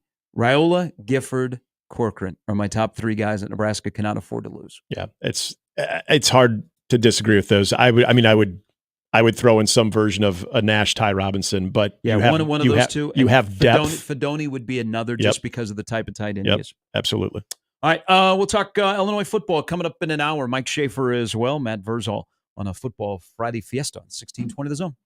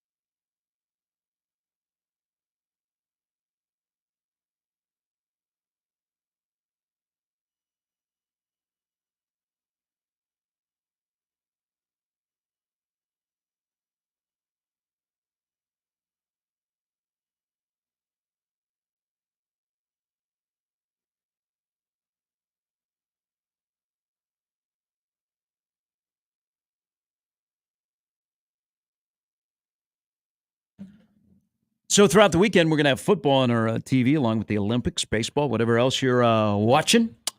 Because the preseason is upon us. A couple of games last night. There are more tonight. The Chiefs play.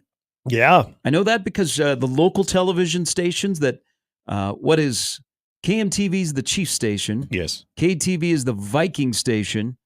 Is Fox the Packers station? Yes. Actually, CBS, KMTV used to be the Packers. So I don't know if they still are the Packers. I think they're the Chiefs. Are they, that would make sense. But at one point, I remember because when we were in the same building, obviously when it was Journal Broadcast was out of Milwaukee. So they carried the games and they wanted it to be on all of their TV affiliates. So once they no longer were Journal, I wonder if that's when they moved on for the Packers. It was your home for Packer football, which you knew made me want to vomit on a regular basis, but that's fine.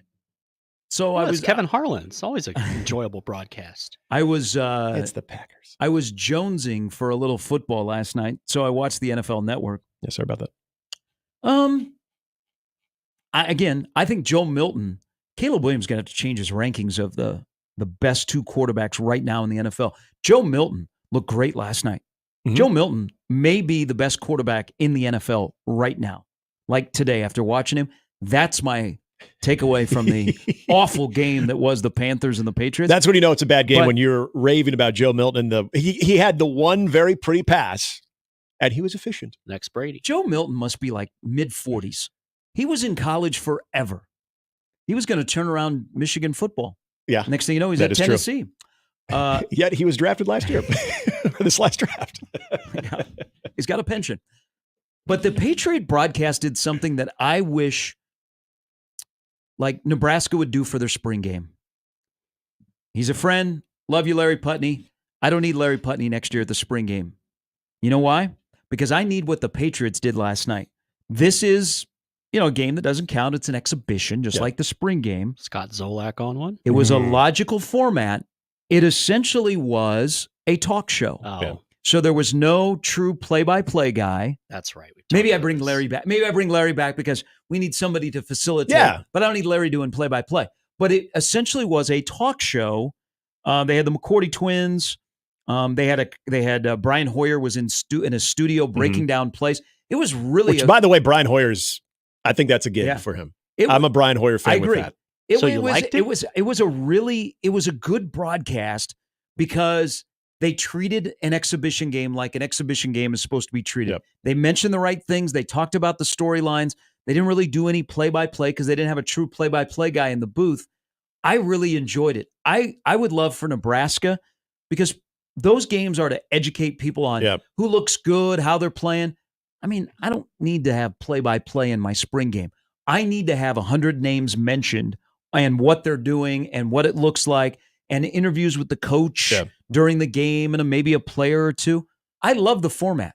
And what their camp looks like. Yeah, so good on the Patriots. Mm-hmm. It basically was 2 hours of a talk show just talking about the Patriots, talking about certain players, talking about the season.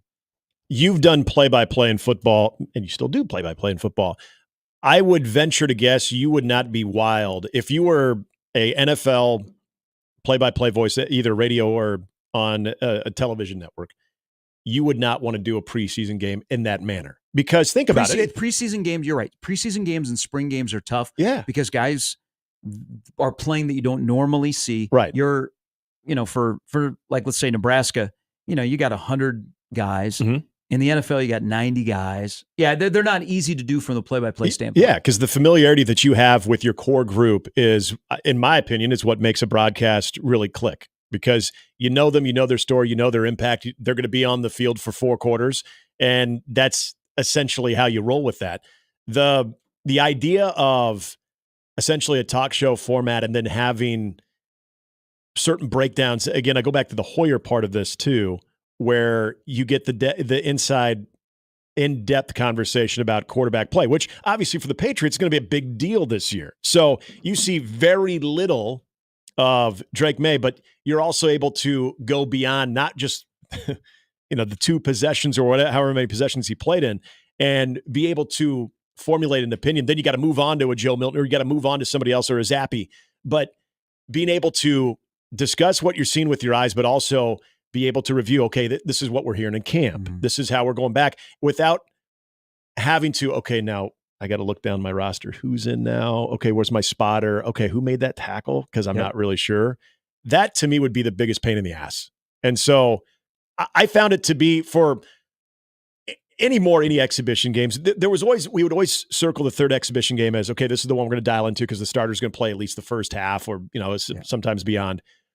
Exhibition now, preseason games are so splintered when it comes to the idea of when we're going to play guys, how long we're going to play guys. It is honestly, unless you're a diehard fan of that team, it's kind of unwatchable unless you have the content creators, the people that are telling the story to keep you interested in it. Do you think people would enjoy like the Northern Iowa game on the Husker Sports Network is treated like a talk show? You got two talk show hosts that are in the booth. Mm-hmm. Instead of just diehard play-by-play. Yeah. And again, it's the Northern Iowa game. How would this fan base respond? Do you still have make one unique broadcast a year? I don't know because remember how we were talking about the fans, how they're, was it average 58 is the average fan? Now that's in the stadium. The average fan that is listening to the broadcast on the radio that will still do that, I would assume is probably right around that age as well. I don't know if we're there yet where we could take an actual in-season game and go alternative broadcast route just yet. I think we might have to, but I do think spring game for sure, no brainer. I think spring game makes it even that much more appealing to tune in and listen to the spring game or watch when you're watching the spring game to do that. Because that's where I think Nebraska fans are going to watch the spring game because they're interested in what they're seeing. But if you get even a more broad audience, I think that would be very entertaining. I'm going to say you would get a lot of diehards or old heads that would push back, even against an FCS opponent. I like the idea because I'm more open to that concept. I don't know how many people are. Maybe they're more than I'm giving them credit for. It'd be very entertaining. I wonder. Is it a slippery slope though? The one thing about joining the Big Ten that is great for like a Nebraska fan is all the games are on TV. Mm-hmm. You don't have the stories of I grew up listening to the games on the radio. Yeah. And 1 o'clock. You still that's a good point. That's a good point. You still this fan base is still a good. I'll listen to the games on the radio and even in the stadium, but that person isn't the 25-year-old or the 33-year-old that is in the stands. So, it's the radio probably is not as big as it used to be, and that pains me. It's still a really good broadcast, but every game is on TV. Yeah, man, it was cool when the games weren't on TV and you were in the radio business. You could say, "We got it, we got it." It's a big deal. Yeah, people are going to be listeners, man. The ratings are going to be great. They're going to be awesome. Bars would have the ratings. But so you want to be unique and different and kind of stand out. Would you take one game and treat it like a talk show? Again, you have the talent that is there that would be able to do that. Mm-hmm. You'd have to have a play-by-play guy that was comfortable with, I'm not going to be describing every play, going but from topic to topic. But we're not going to miss like a whole series. Right. And we're not going to miss like a touchdown pass because we're telling a story about, Dylan and, when he was 6 years old. It's essentially like, what I would compare it to? Essentially like a baseball broadcast. Mm-hmm. Yes, exactly. Where you have the time, you can tell the stories in between the plays, and even as the play is happening, if you're finishing your thought, you're able to do so.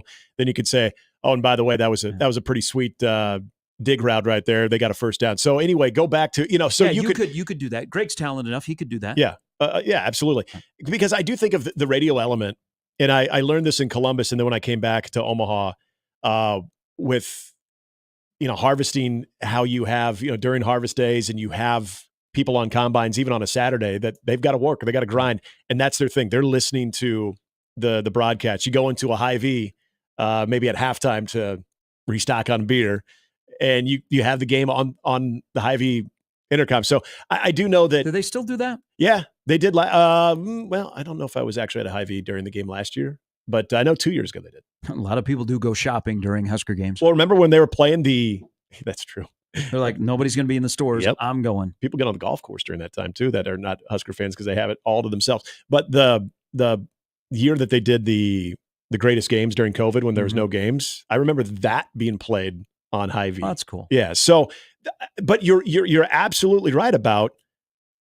I'm thinking more of the lines of the fans that did grow up with the radio because not every game was available or you had to go pay-per-view route. So you're like, hell no, I'm going to listen to the game because these guys know the team. These guys are going to be heavily slanted towards a team like I am. So you become friends with those people essentially over the radio. But you're right. As we've gotten further from the days of, well, that's your other alternative as opposed to, well, I can always watch the game on TV. Like I said, there could be more people that would be open to that idea that I'm giving credit for, but I do think in Nebraska is probably, I would say, comparable to maybe some SEC teams as well, that radio is still a very big deal. I just think we have to be different, whether it be in radio or in TV. One of the more enjoyable baseball broadcasts every year is the Players broadcast with the Braves. Yeah. Where they have the Glavine and Smoltz and Chipper and Francoeur. Yep. And they don't have a true play-by-play guy. And for 9 innings, and then TV is different because it's a visual, people can see it. But they basically just chop it up. Yeah. And it's a great broadcast. And I loved what I saw last night. And I probably watched for a quarter and a half. And I'm like, this is how exhibitions or spring games should be done. Yeah, spring games, I'm 100% with you because that is a tough broadcast. I feel for Greg. I feel for anybody else in the play-by-play chair that has to do spring games for their network and having to stay with that same type of energy and engaged to the fourth quarter or the end of that is, because you essentially have people that aren't even be on the 120 that are competing and you want to tell their story because, again, you are the voice of that team. So you want to have that optimism and you want to have the same energy as you would be describing Dylan Raiola. But, man, that's kind of tough to do. And I don't know if the listener is necessarily as engaged as opposed to being able to continue to talk about how spring ball has been, being able to talk to coaches during that time, being able to bring in certain former players and get their feelings on where camp is at this point or where spring ball is and how their spring ball memories, because we love nostalgia as well. 50 past the hour. Next hour, we'll dive into a friend or foe segment. We'll talk some Illinois. Plus, a little bit later, Mike Schaefer will stop by. There is some significant recruiting news over the next couple of weeks that Schaefer will share with us, among other things, and Matt Verzal in as well on 1620 The Zone.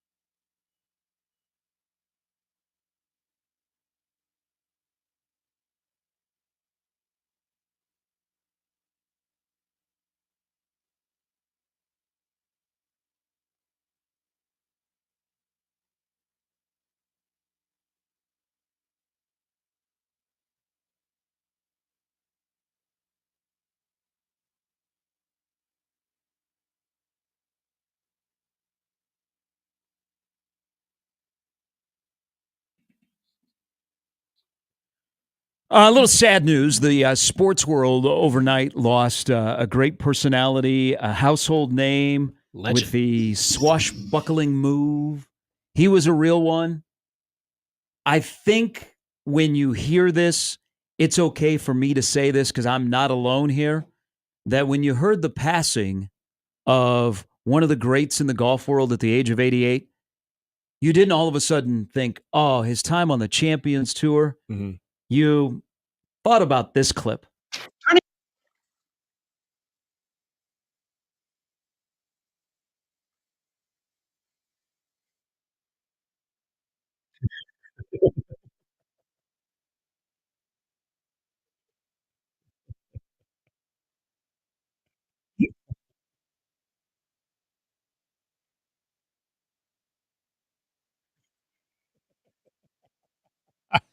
We'll play up to par.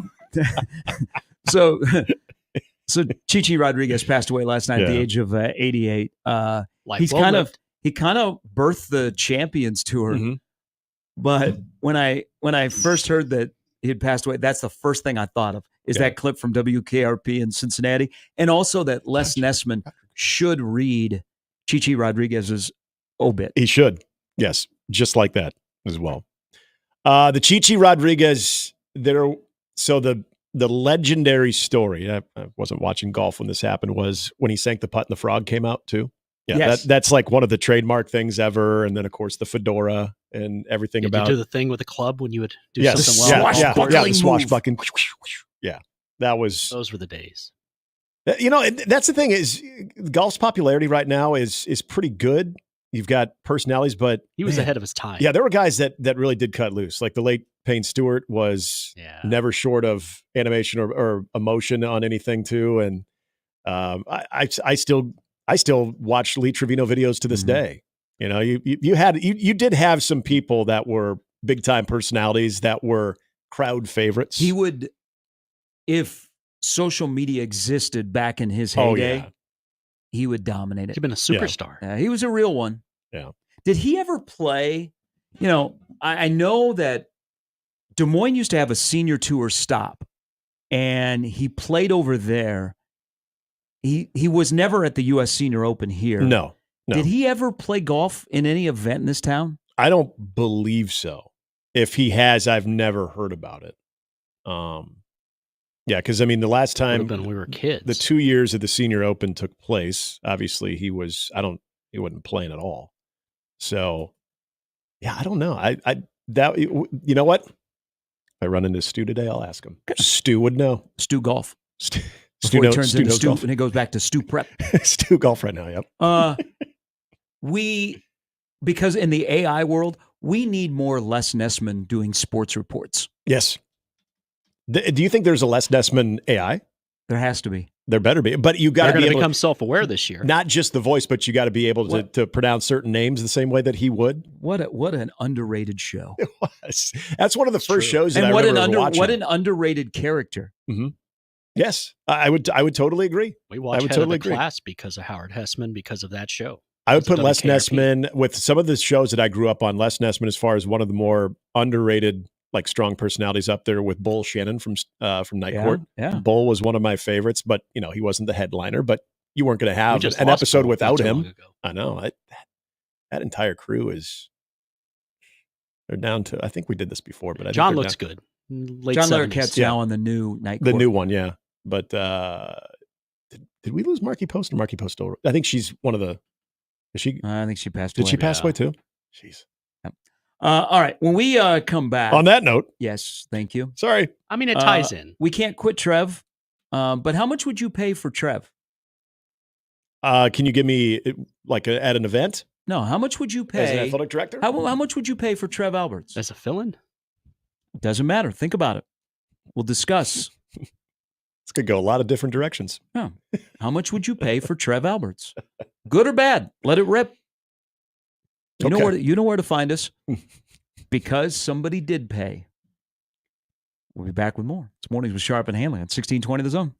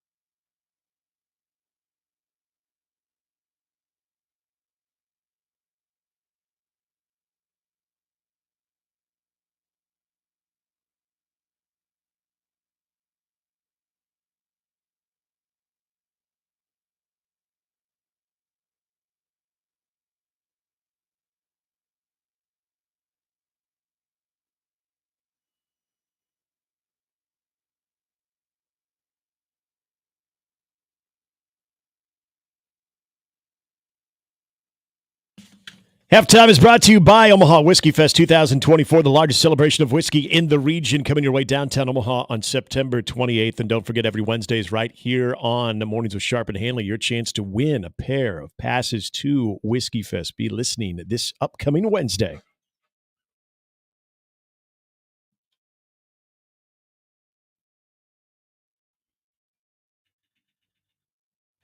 Hey, this is a good weekend in baseball, rivalry weekend. Cubs, White Sox. You have a huge series. Twins and the Guardians up at Target Field, doubleheader today.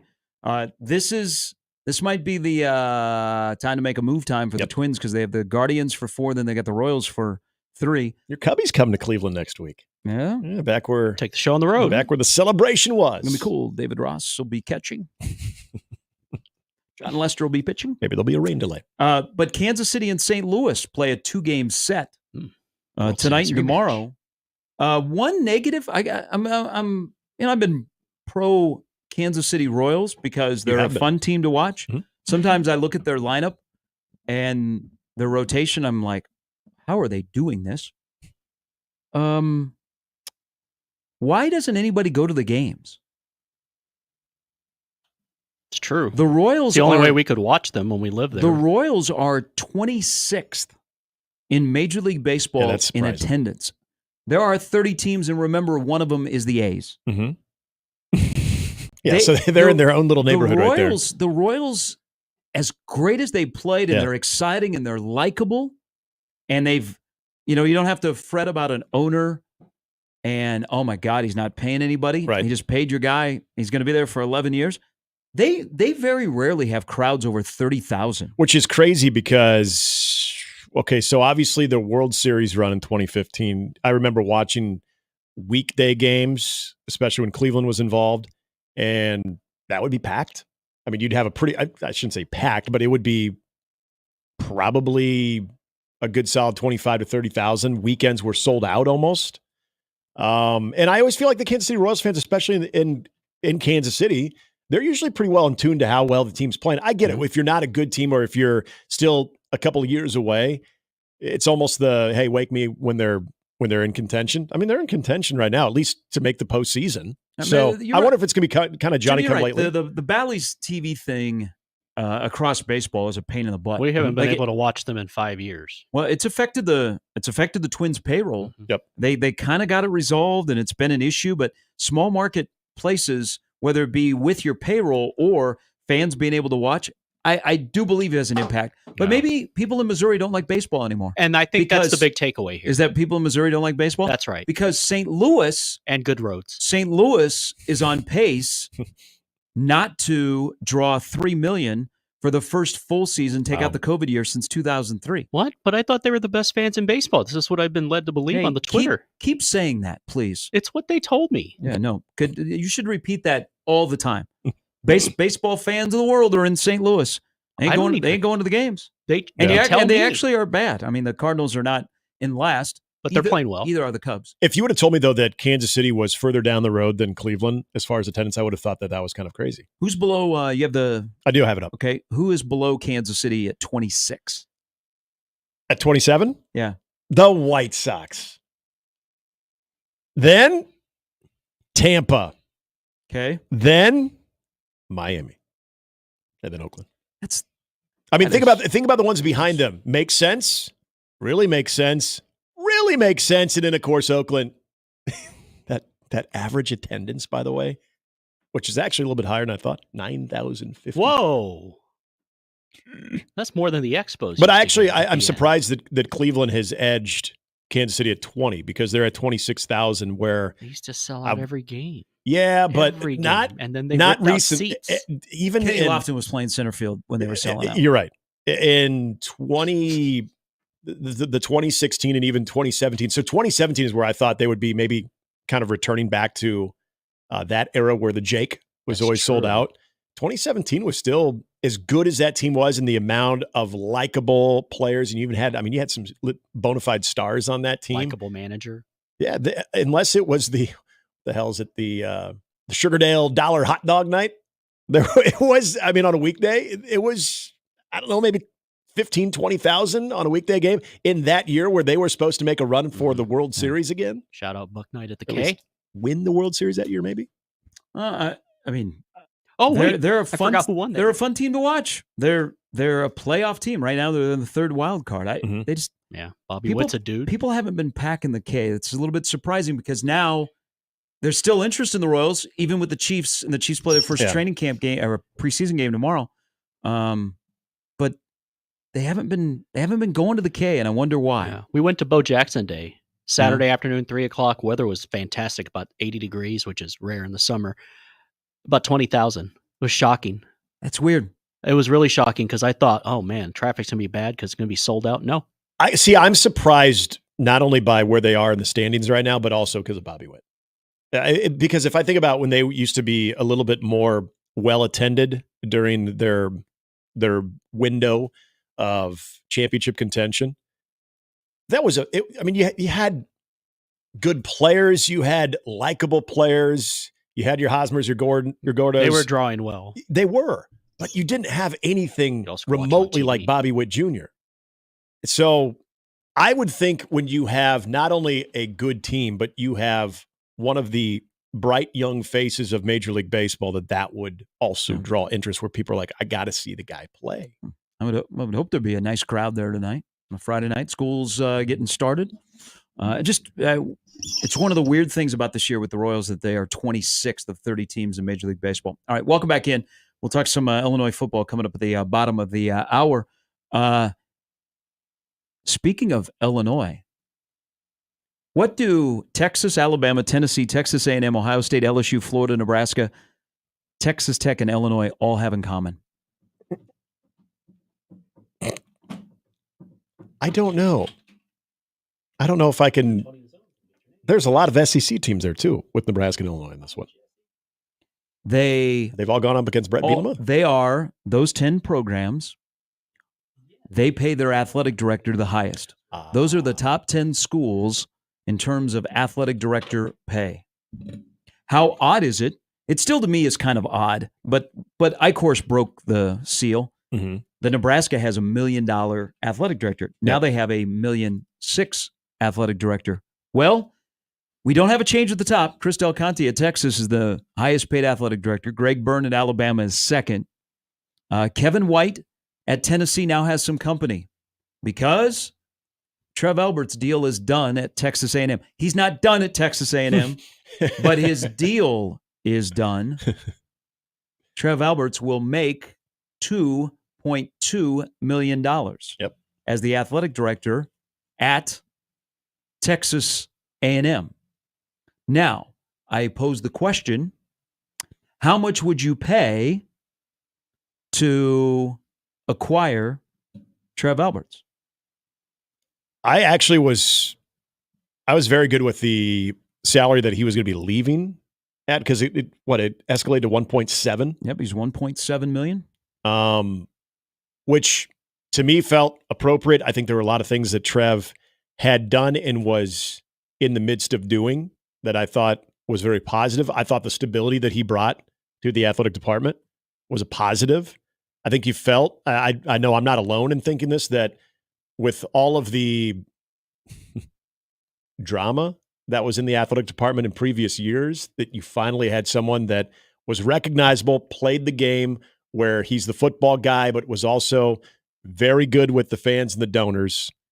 Maybe not necessarily with the regents all the time, but knew how to play the game. I thought that there was the best of both worlds for a guy that seemed like he was going to be your athletic director for a very long time. So that $1.7 million price tag, I thought was justified. So Texas A&M has more money than God. Yes, they do. Even the guy that just got 2.2 told me that when he was here for the College World Series. He goes, Texas A&M has a lot of money. And then did you follow that up with congratulations? Well, he said I could make 1 or 2 phone calls and we could raise X amount of money. Oh. He said at Nebraska, it would take us a few calls to get to that. Well, now that this is complete because Mike Elko's contract is done. Yeah. They announced like 4 different contracts that were done yesterday. Texas A&M wrote a check to the University of Nebraska. How would you like to be the person that sorts the mail in Lincoln in the athletic department, and you get a letter from Texas A&M with a signed check there. Texas A&M just paid Nebraska $4.12 million. That is the buyout of Trev's contract. It had some oil stains on it. So with that, Nebraska should be able to put in grass before UTEP 22 days from now. Yep, let's go. Come on. Let's fast track that. So that's how much Texas A&M paid Nebraska, a little over $4 million. So Nebraska now has a $1.6 million AD. Trev leaves a $1.7 million job to get $2.2 million at Texas A&M. Good on him. There was a time. Good on him. There was a time where I thought athletic directors making $800K was a lot. Mm-hmm. Now, if you are at a place that does not have $1 million athletic director, you're like, what are we doing? Yeah. Arkansas, Georgia, Michigan also pay their athletic directors over $1 million. Remember when I-Course got $1 million and we went, what the hell? Yep. And then Moose got here, and Moose got paid a lot of money. Mm-hmm. Trev got here. Trev got paid a lot of money. Yep. I mean, Dannon is 1.6. That's a lot of money.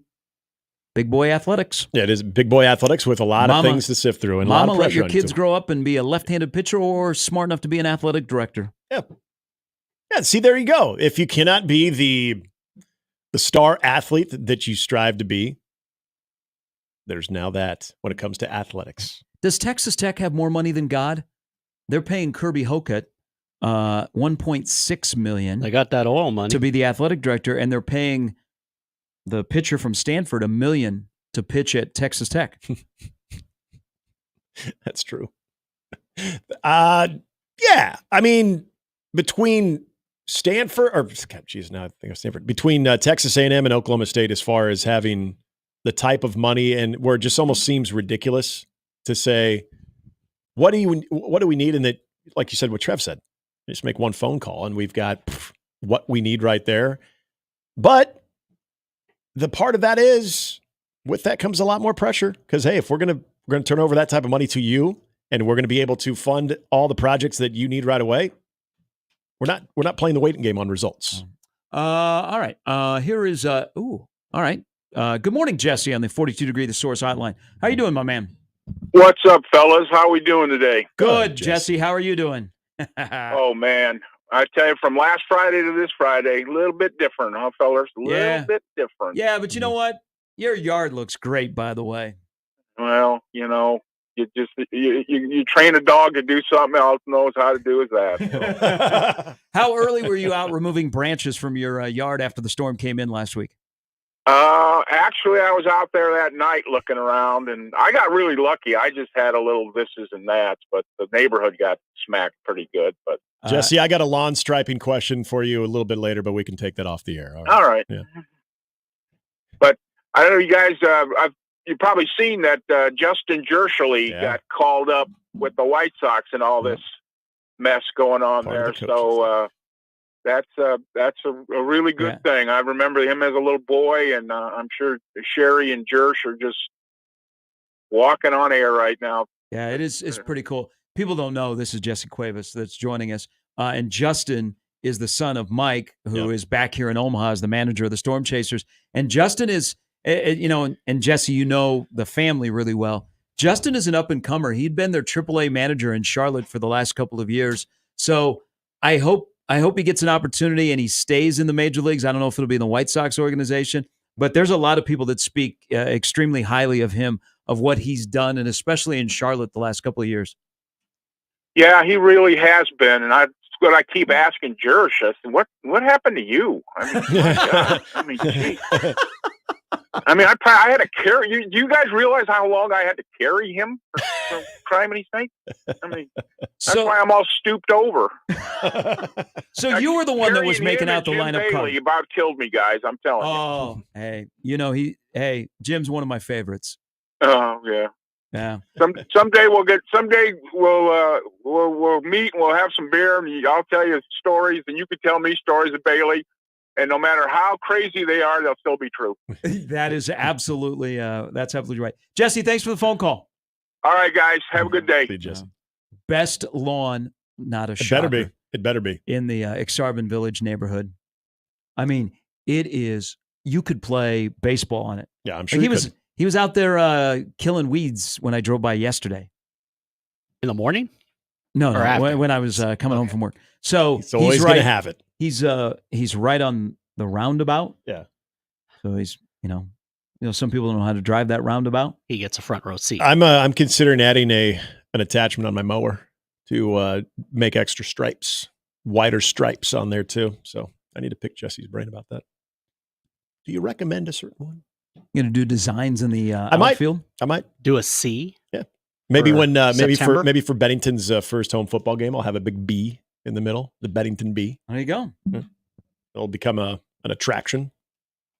Yeah, I don't think I have that in me. Mayor Handley. I want to be on a board there. That's what I want to do. I want to be on some type of board. Jake says no one wants to go out to Raytown. There's nothing out there. He's not wrong, but I did see some nice dispensaries in the area, so there's that. That's all I got for you. We have talked about this so many times that the fact that the Truman Sports Complex has been there as long as it's been, and nothing has developed around it. Like not more than 3 hotels. It's The Adams Mark, which is closed. Mm-hmm. The Drury Inn, which the Denny's burnt down. The convenience store across the street by the Taco Bell. That the Taco Bell is going to outlast the stadiums. Yeah, and then there's it's been a Holiday Inn behind it or whatever it has been. It still is as long as, because that was 73. Yeah, it's only been 50 years. There's still there's been no real development at all. Around the ballpark. I've seen some things. What is the newest thing? Way up on the hill is the Fellowship of Christian Athletes. Yeah, FCA building. looks good. Oh, okay. Very scenic. If you guys, I'm assuming you've taken I would call it the back road in, where you go through like the neighborhoods and then all of a sudden, boom, you're right there.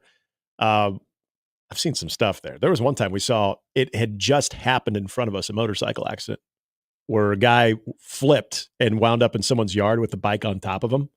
And did you stop? We had to call the cops. Whoa. And You could have done that while driving. there were other people that were descending on it. And once we realized, okay, we're going to do more harm than good, we got out of there. But then we went to our hotel later that night and found out the guy died. Yeah, we saw that. All right, thanks, Nick. I'm just saying, it's I've seen some stuff around the Truman Sports Complex that you know what? If there were more things going on, I wouldn't have taken that route. I wouldn't have seen that thing. You call me the downer. Were you going to see the White Sox play? No, actually, kind of funny. Speaking of the White Sox and the Royals, we're going to watch Cleveland with Grady Sizemore in the lineup because I remember we were a little late to the game. Hearing Denny Matthews say Grady Sizemore's name in the way that only Denny Matthews could say, and Sizemore. Ooh, that was good. Yeah, that was like our favorite thing. Anytime I say Grady Sizemore, I think of Grady Sizemore. I love the Truman Sports Complex. I love the K. I love Arrowhead, of course. I hate everything that's not around it. That doesn't bug me as much. It bugs me. But here's through my many years of going down there, there is a huge difference from the knowledge of people that come to the Royals games and go to the Chiefs games compared to the Swifties or the Morgan Wallen crowd. That for some reason, that large of a parking lot is a mystery on how to get in and out of it. We can do it for a Chiefs game, and it takes a little bit to get out of there, but it is a complete mess when there's a concert or something. Well, you got a bunch of new people that don't come to football games or baseball games. But don't they do a good job of ushering in and out, or is that just the Royals and Chiefs folks? There is protocol to entering the parking lot, but if you are a Swiftie or they have a ton of concerts. Most recent was Morgan Wallen. They have no idea. Oh my God, this big parking lot. What are we supposed to do? Well, you know what? Follow that person that is in white shorts and a blue shirt, and they're waving at you. Going, they're not Midwest nice. They want you to park right there. Okay.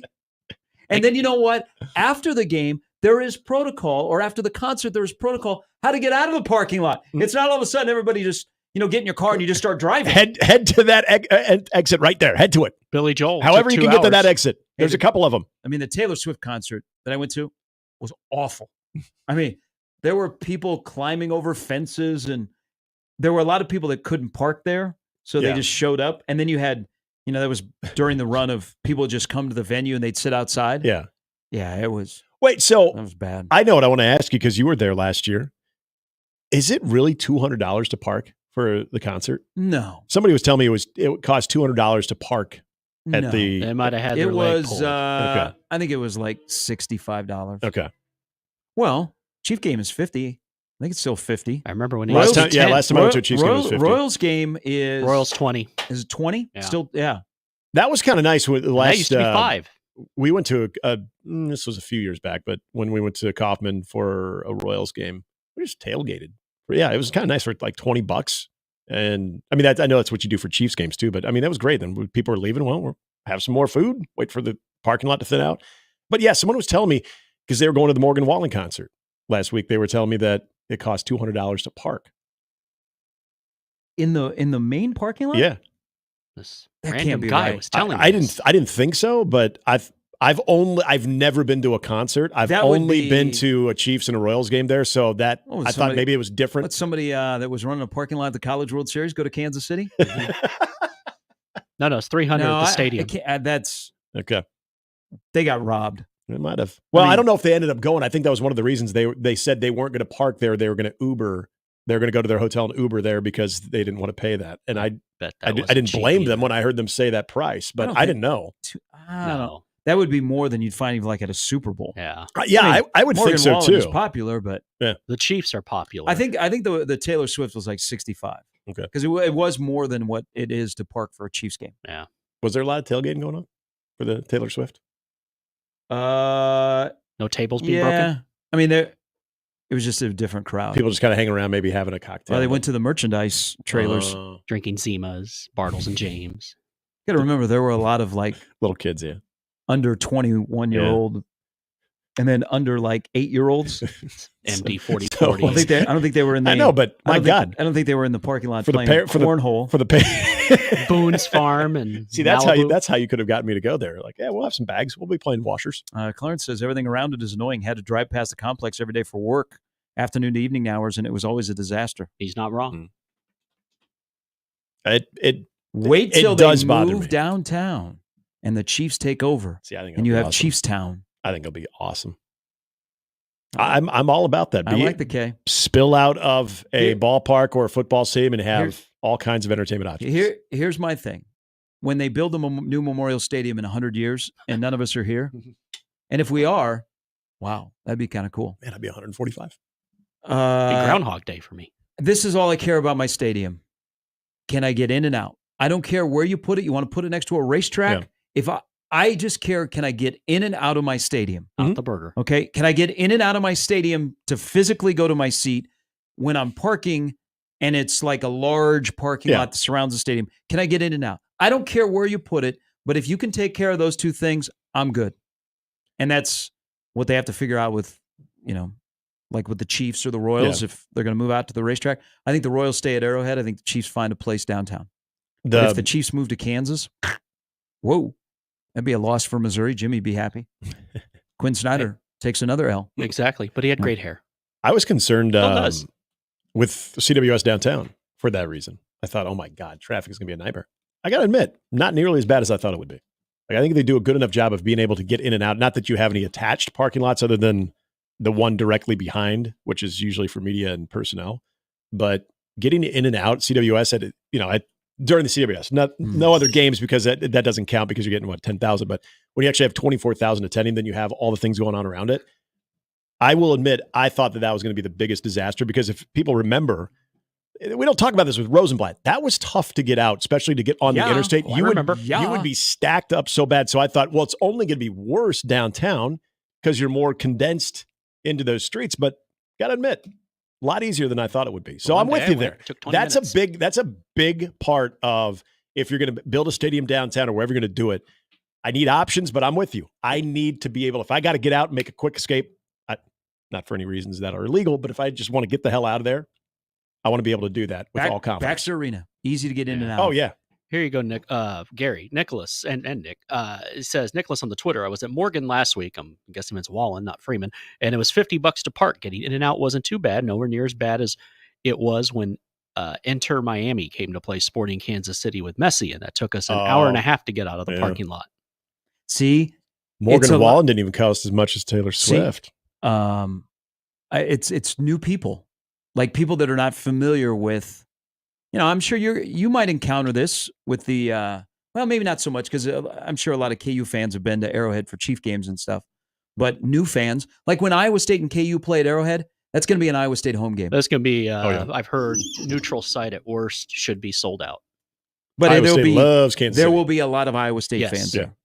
Yeah. Colorado will sell out. Iowa State if I can get in and out of my parking lot, if I can get in and out of my stadium, I don't care where you put it. You can put it on the moon. You can put it in Uzbekistan.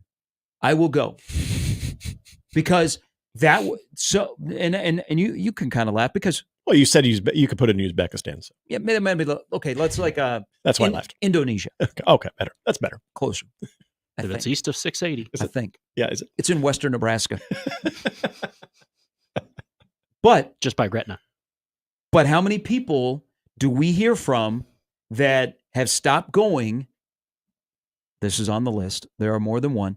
Have stopped going to a game at Memorial Stadium because it's not easy to get in and out of the stadium. Now, everybody that goes there has their parking plan. Yeah. Either you have purchased parking, and so you have specific spots, or you have secret spots, so it's in and out, and you don't linger. Yeah. Okay, where you're going to be stuck in traffic forever. Mm-hmm. But the problem of getting in and out of the stadium, and then the comfort of your location, sways some people to like, I'm not going. Yeah. Just I want to be able to drive.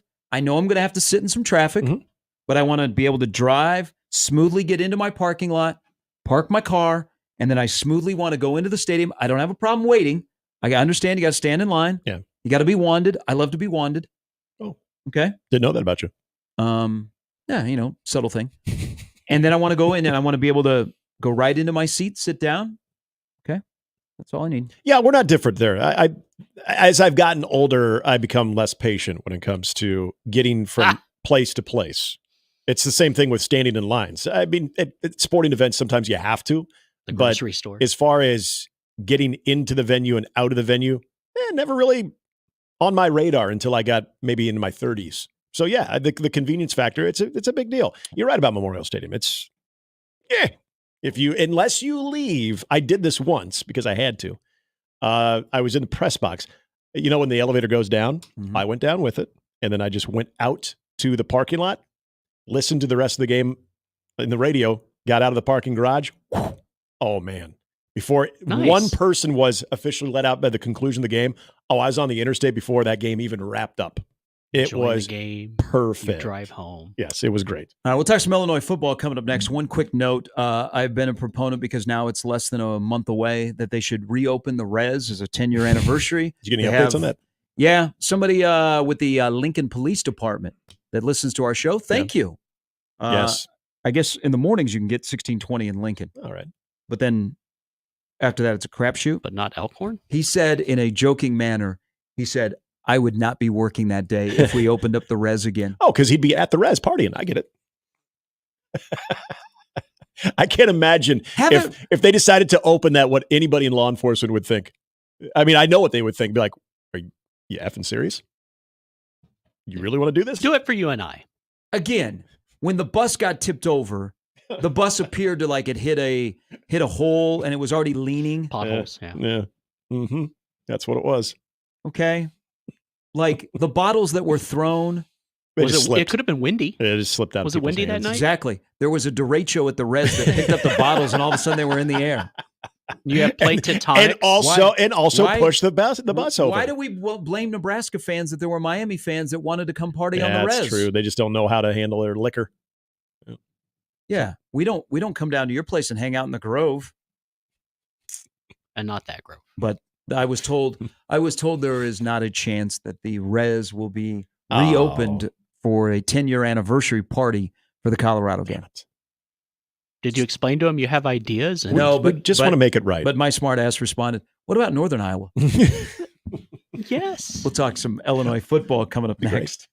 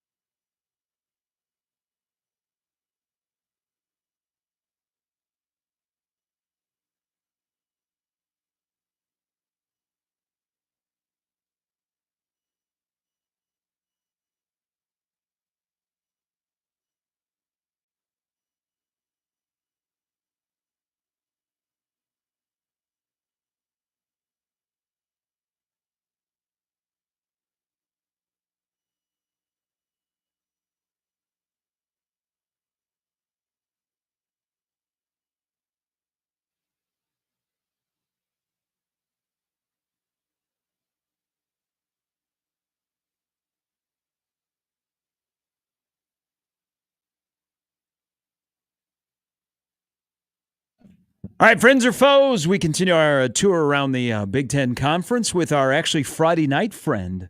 When Nebraska and Illinois seem to play a lot on Friday night. This year they will play at Memorial Stadium. We are joined from the News Gazette, Scott Ritchie, who covers the Fighting Illini. Good morning, Scott. Welcome back to 1620 The Zone in Omaha. Good morning, guys. Thanks for having me. Hey, you've covered this program for a while and seen a lot of things in the Big Ten. What is the landscape look like from the Illinois perspective now in an 18-team football conference, and even more so with no divisions? Well, it's not super ideal. The Big Ten West, although Illinois never won it, at least gave them, I think a shot at competing for a Big Ten title. No divisions, 18 teams. The fact some of those new ones are pretty good at football. It's a longer path to the top. A place where Illinois, to be fair, has not been very recently. So it does not necessarily suit Illinois well, but that's the reality Illinois faces. It's the reality everyone in the Big Ten faces now. So they just have to find a way to do something that they haven't done in it's like 2007 to be considered one of the Big Ten's best teams, and do it in a league that's significantly tougher than it was 17 years ago. Is it believed that Brett Bielema is the guy that can, and I don't even, Scott, I don't even want to put them as a Big Ten favorite, but we always talk about the tiers of conferences, and now that it's an expanded conference, to try to be into that top of the second or even part of that first tier, is it believed that Brett Bielema is the guy that there's still a confidence that he's the guy that can lead them there?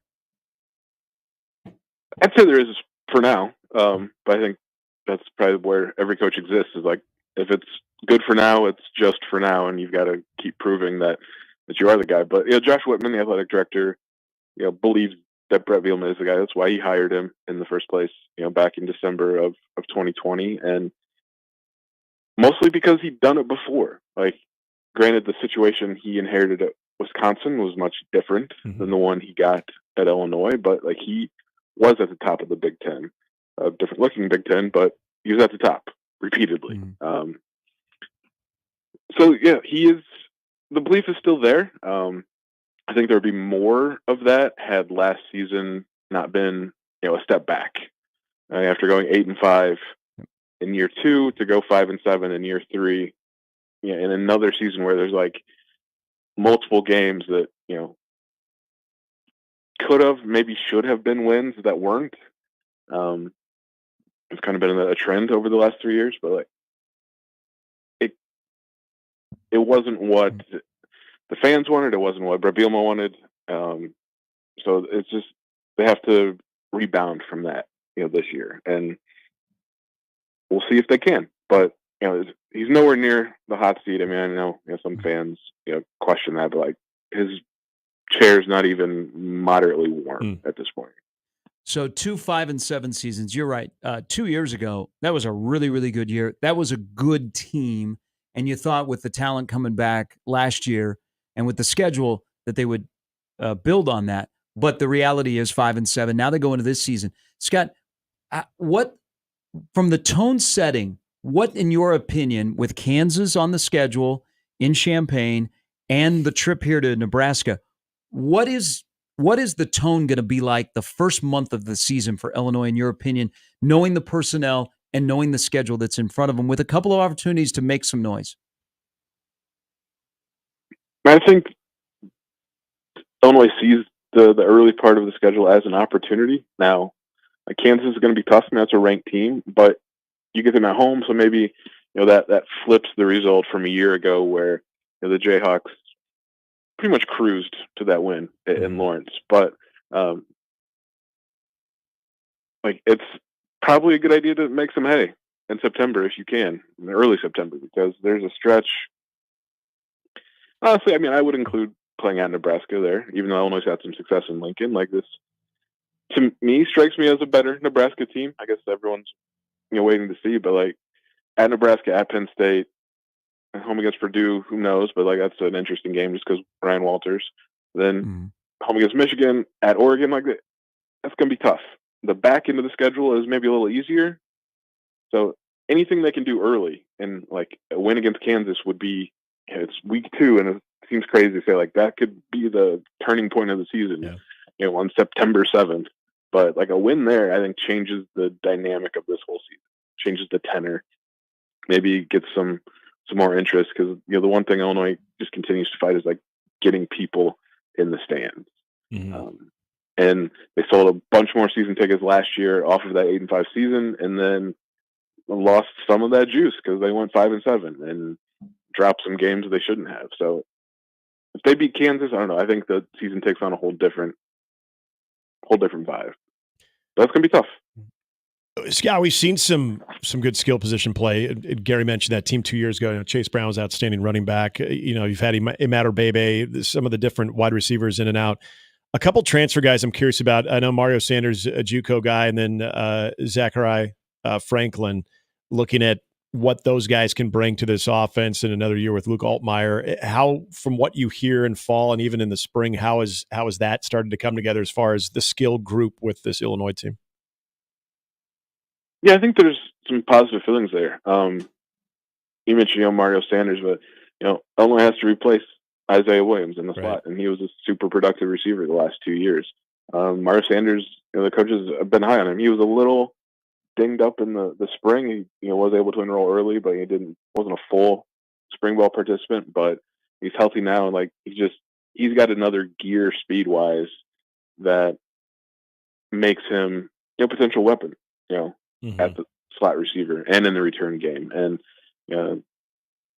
I think that they have some hopes for him. Zachary Franklin, he's the most productive returning wide receiver in the country just based on his career. Like he has caught a ton of balls for a lot of yards and touchdowns, and he did most of that at UTSA and Barry Lunny's offense.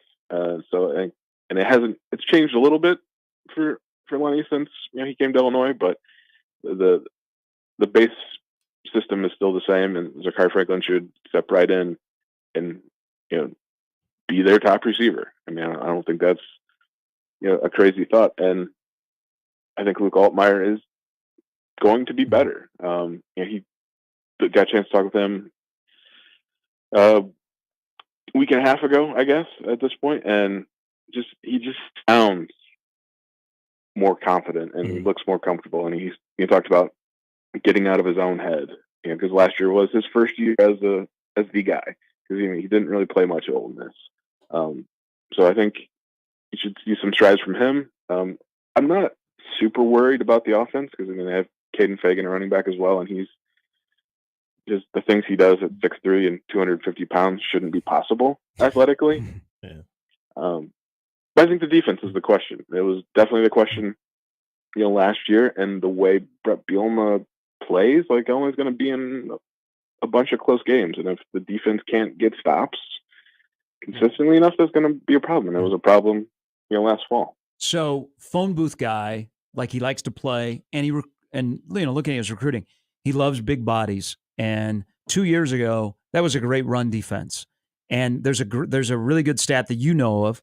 The last 2 years, when Illinois gives up less than 100 yards rushing, they're 8-1. But only 3 of those games were last year. That seems to be the area where they live and die off of. Will they, as you were just alluding to, part of the new things on defense and some of the questions, will they be better against the run this year to at least give them a chance to get their feet on the ground while some of the new guys get acclimated?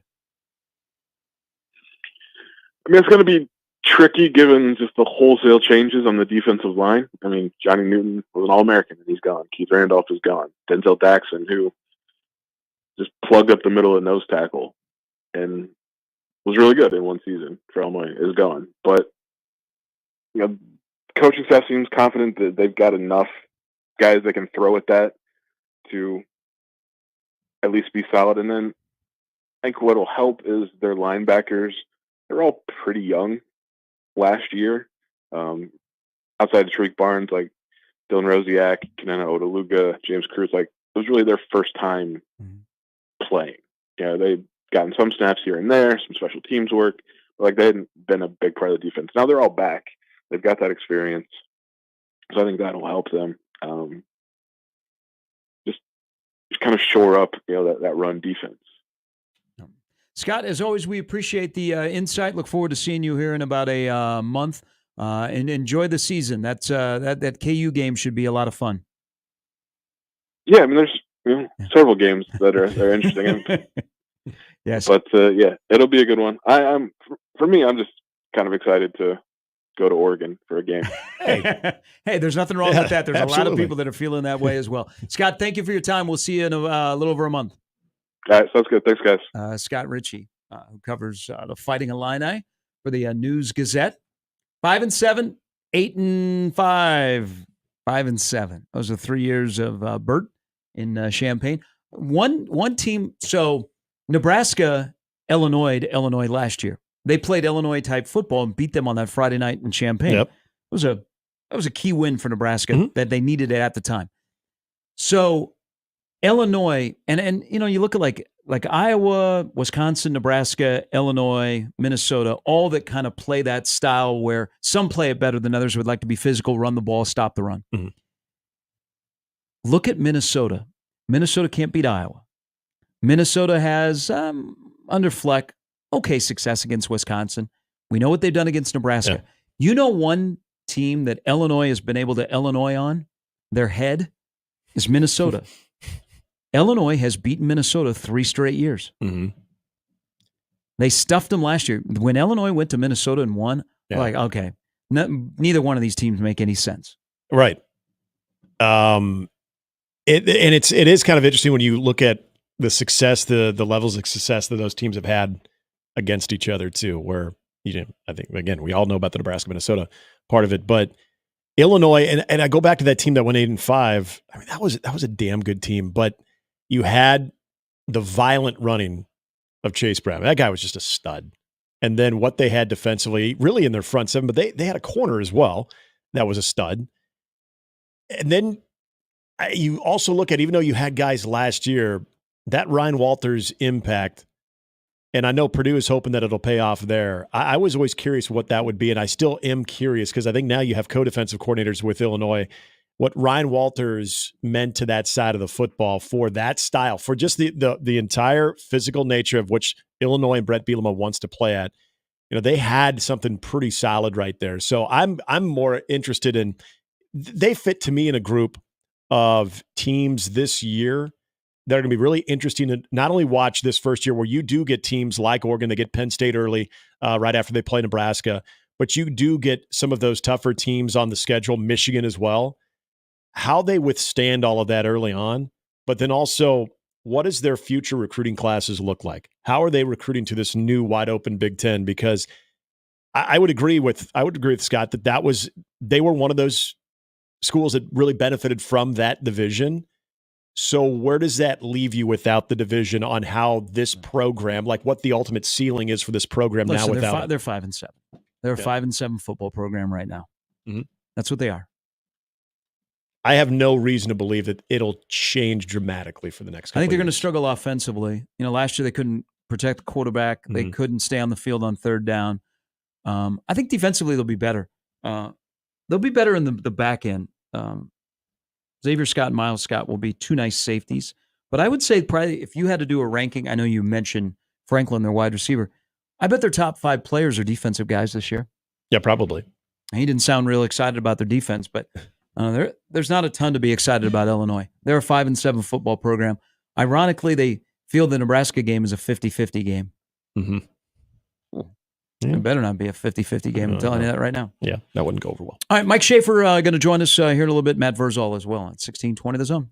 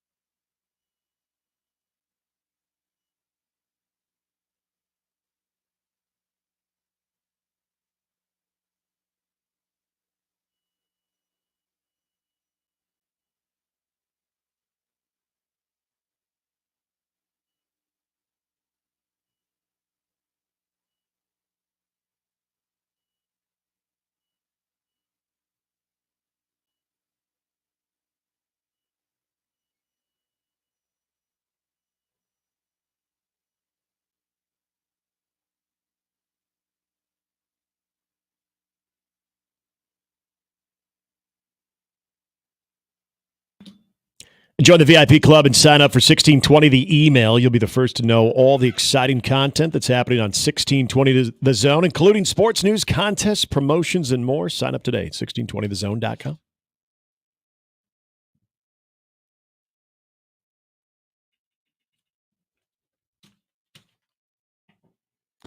All right, quick question before we take a break and we get Mike Schaefer in here. Where do you guys store leftover pizza? In the fridge. Why? Where did you say? In the tummy. You don't like leftover pizza? Oh, I love leftover pizza. It just says You just never have very leftover? long. Okay. Oh. Yeah, fridge. But why? yes, the fridge. I'm curious why you're asking this question. I mean, is there any other appropriate place to store leftover pizza? I don't like cold pizza. I didn't like the show either. I kind of liked the show. That was the birth of bad TV debate shows. Dana Jacobson. You got something for him? No, You gave a big sigh there. Yeah, I it was didn't know if that you one were gonna was needed a moment. Dana Jacobson. She's Turn off your just camera? She's done a lot of stuff. No, that's all. I'm here to listen.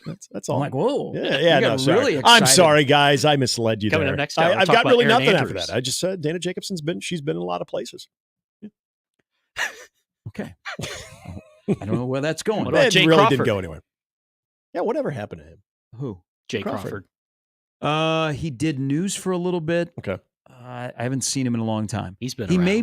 may be on one of the obscure news channels. Okay, because I hadn't seen Dana Jacobson until March Madness and when she was actually doing sideline reporting. Isn't she a CBS News Network anchor? That would make sense. Maybe do like evenings or something, like weekends or something like that. Features. Part of your March Madness coverage. The right answer to this question is you keep it in the box and you put it in your oven. Well, wait, overnight? Yeah. I'm listening. Why would you want to leave your oven on You overnight? don't leave it on, but you got to store it in the oven. Don't you think it's going to get more room temperature and that can introduce some bad stuff to the pizza? Nope. Just you try it. So I don't like cold pizza, and then it just loses its. I like just regular couch pizza, so to speak. You never had couch pizza when you were in college? No, Pizza I shuttle, know. man. I know of couch pizza. I've never had it. We'd find pizza shuttle in the couch, and who cares if it was delivered at 3 a.m. and it was 2 p.m. when you got up? It still tasted the same. Wow. You just took me back to a time and place, and I love it. That is so disgusting. Shout out 1326 There's a lot of Mass. things you do when you're that age that are disgusting Well, that sure, you don't tell people or you would never do again. A lot of things. But if you eat. don't do them when you do them then, when are you ever going to do them? If I'm hearing you correctly, you still do this. Not necessarily put it in a couch. I haven't but- had it. No. I have more bougie pizza. But I am looking at a monster pizza oven. Oh, I think I might have to talk to Vers on this. Yeah. Pizza ovens are Able like to- the thing. Mhm. Yeah. I'm looking at one.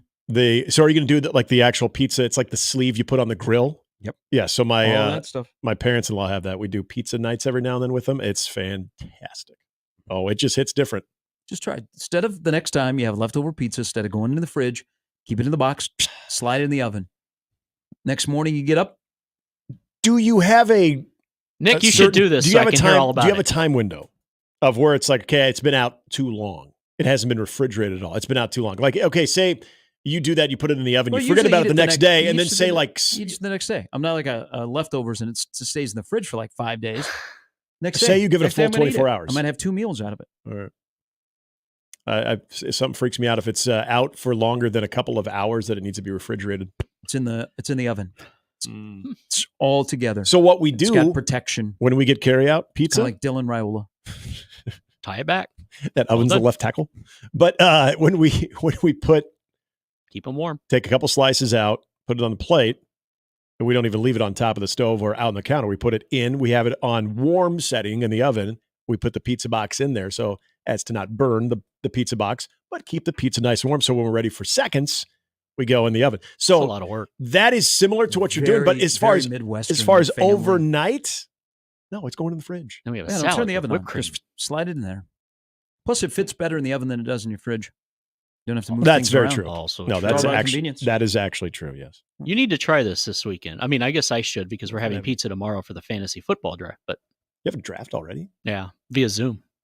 Jesus. I know. It's like one of the earliest drafts I've ever seen. Mike Schaefer, Mr. Fantasy Football himself in the Capital City League, is going to join us next on 1620 The Zone.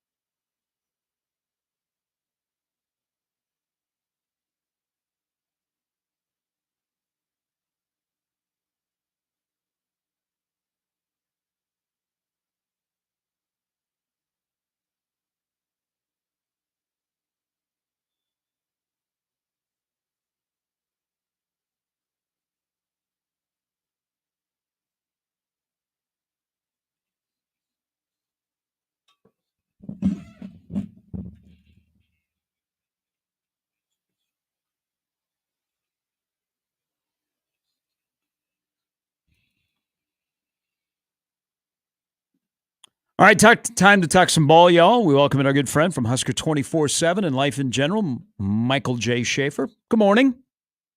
Morning, gentlemen. How are we doing? Good. Hey, if a wrap is a sandwich, is a burrito therefore a sandwich? I do not believe a burrito is a sandwich, but I understand the concept of it. So I don't know. I can't give you the hard and fast why I don't accept a burrito as a sandwich, but I don't for whatever reason. I don't either. It's two separate entities to me. Agreed. I love both of them, though. So I mean, that's the important thing here.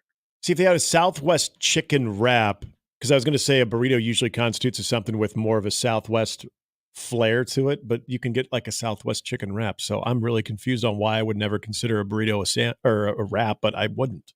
It's its own thing. Well, so at what point is a wrap really just a burrito? Like, what's the difference? Mm-hmm. Yeah, that's another good question.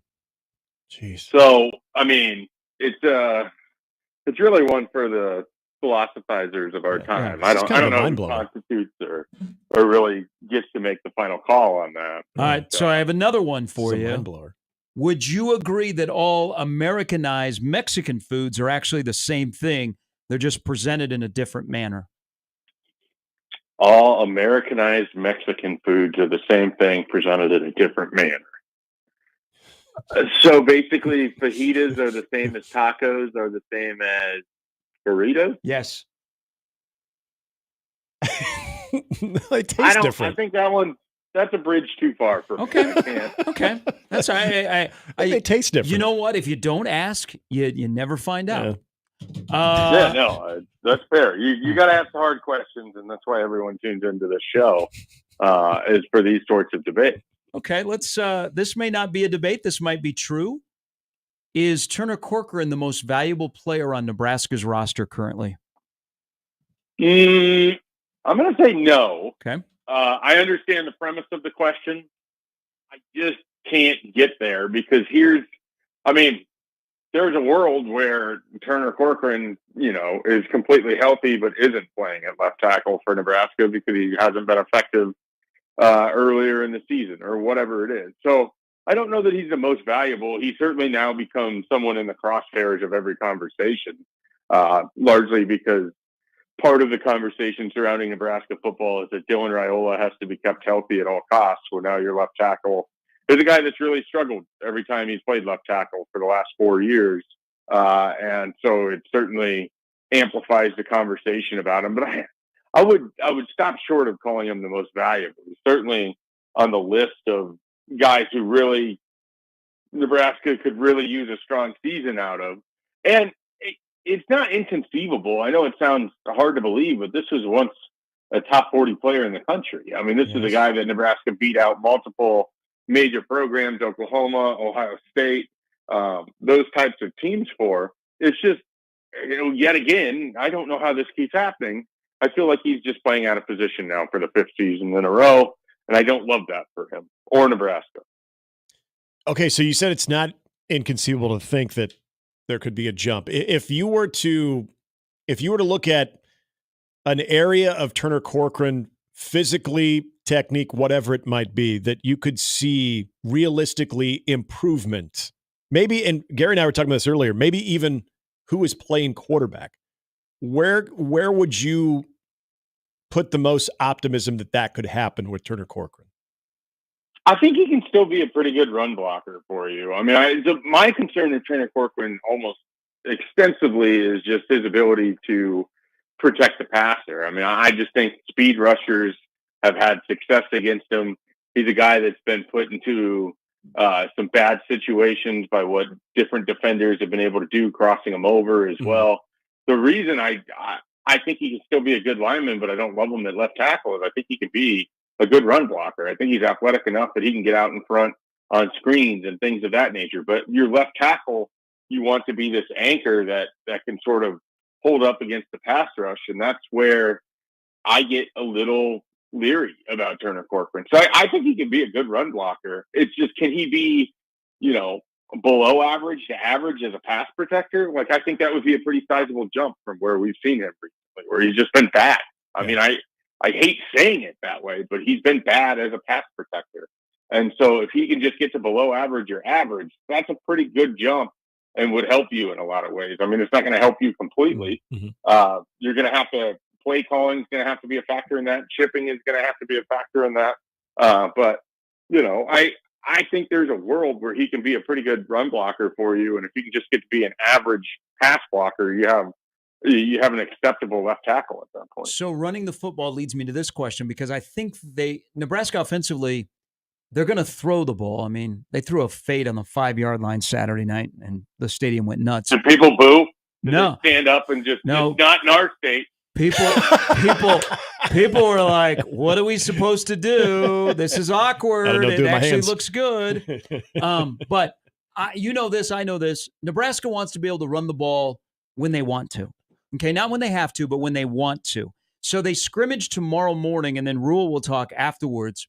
What areas are you hoping that are not still a concern, or Rule gives you a good tone about what he has seen in the first week plus of camp after their first major scrimmage? I would feel good if we don't hear tomorrow that the defense is far ahead of the offense. I mean, I would appreciate if the offense is at a point where they can at least take the fight to the defense, that it's not just the defensive line wrecking everything up there, those sorts of things. And I don't know exactly what we're going to hear coming off of that scrimmage, but I wouldn't be surprised, but I certainly would appreciate if it's not, the defense is out in front and the offense has some work to do, because Nebraska, they can't really work their way into the season. Yeah, they get the UTEP game and you can kind of try to iron some kinks out that way. But you sort of need this offense to have its pet plays, to have its identity, to know what it kind of wants to do when the season starts, because you have the critical games in games 2 and 4, where frankly, I don't think you can afford to lose either one of those. And you're getting wildly different matchups. And I just don't think Nebraska's offense is going to get this runway to figure it out. So I think it's imperative that this offense has been stacking good days at camp, and we'll find out on Saturday if that's the case with how it does in the scrimmage. Okay, with that too, Shafe, if you're to hear that the offense either is on par with the defense, is making strides, what is more important at this stage from a certain position group, that you're hearing the wide receivers are getting open and making plays, or that the running backs are showing up and showing out a little bit more? I mean, if they're happy with where their run game is against this rush defense that they're going to be going up against, I would feel pretty good about that. I mean, I think one of the great things for Nebraska's running game is who they go against every day in practice is probably as good as what you're going to see out on the field most weeks, if not all the weeks. So because of that, I think if they're able to run the ball effectively in the scrimmage, if they're able to get done what they want in the running game, that is going to make me feel better, because I expect that they're going to be able to pass. I really do. I mean, the big question mark is, can you effectively, run your offense through the passing game and set up the running game? And then can you keep Dylan Raiola right side up? And so those are kind of the things at the passing game. But for the most part, I like the weapons. I expect the receivers to be pretty good. But if it comes out that the running game is in a good spot, if they're able to move the ball how they want, that, whether it's Emmett Johnson or Gabe Irvin appears to be effectively getting downhill against this defense, I think that would be a really good sign. And so that's, if I had to pick between the running game and the passing game, what I hope to hear positively about on Saturday would certainly be the running game. I'm expecting to hear positive about the passing game. This might be a loaded question because you're very optimistic about this season, but now we're 3 weeks out, and I might ask you for the next 3 weeks the same question. Nebraska's going to be favored in probably 9 of their 12 games. Is Nebraska closer to 7-5 or 9-3 right now? I think right now they're closer to 9-3. And part of that is just the general optimism I have for this season. It's the expectation that I have. I mean, I'm coming in with it where there's really no excuse that they don't win 8 games. And so for me to say 7-5, then I'm already starting to slide backwards on what my expectation would be, which is fine. I mean, it's not like I'm going to be held accountable at the end of the year for how this thing goes. So, but the idea to me is that this is a team that's built to win football games. So I don't sit here and start saying, Turner Corcoran's now at left tackle. That's worth a game. I'm not sure about this other thing. That's probably worth a game. No, I mean, every team goes through stuff in fall camp. They're going to be a different product than they are right now in the month of October. And I believe in this team. So I think that they're closer to 9-3 than they are 7-5. Can you rank these of most concern to least concern when it comes to where we are here with Nebraska football in camp? Left tackle, kicking game, both punting and place kicking, and opposite corner position / secondary. It's the kicking game far and away at this point. I don't feel good about their special teams. Honestly, if you wanted an area where it's like, okay, how could this team give away games this year? Mm-hmm. It's special teams again for me. I don't know how you're going to feel good about your kicking game when your kicker isn't on your 105 or 110, whatever the hell the number is. I don't know that I feel good about Brian Buschini. I didn't last year. It didn't sound like he did very well at the Big Red Preview.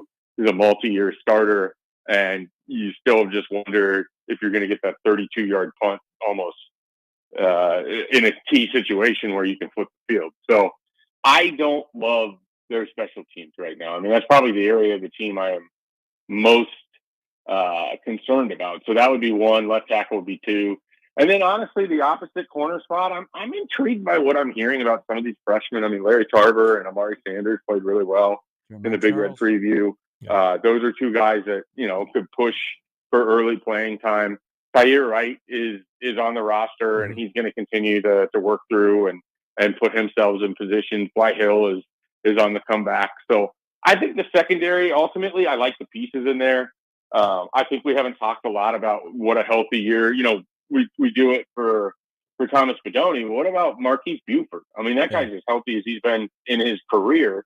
And this is a guy 2 years ago in 2022 as a freshman, we were pretty excited about. And so I think, a full year of health for a Marquise Buford, you got Gifford, you got Deshaun Singleton, you got Tommy Hill. I think whoever else is in that secondary is going to be elevated by who's around them.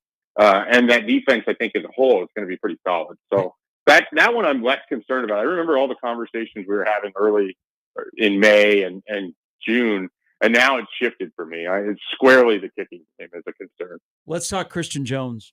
So there's Nebraska, there's Oklahoma, hello Miami, but he is not going to make a decision for at least a month plus.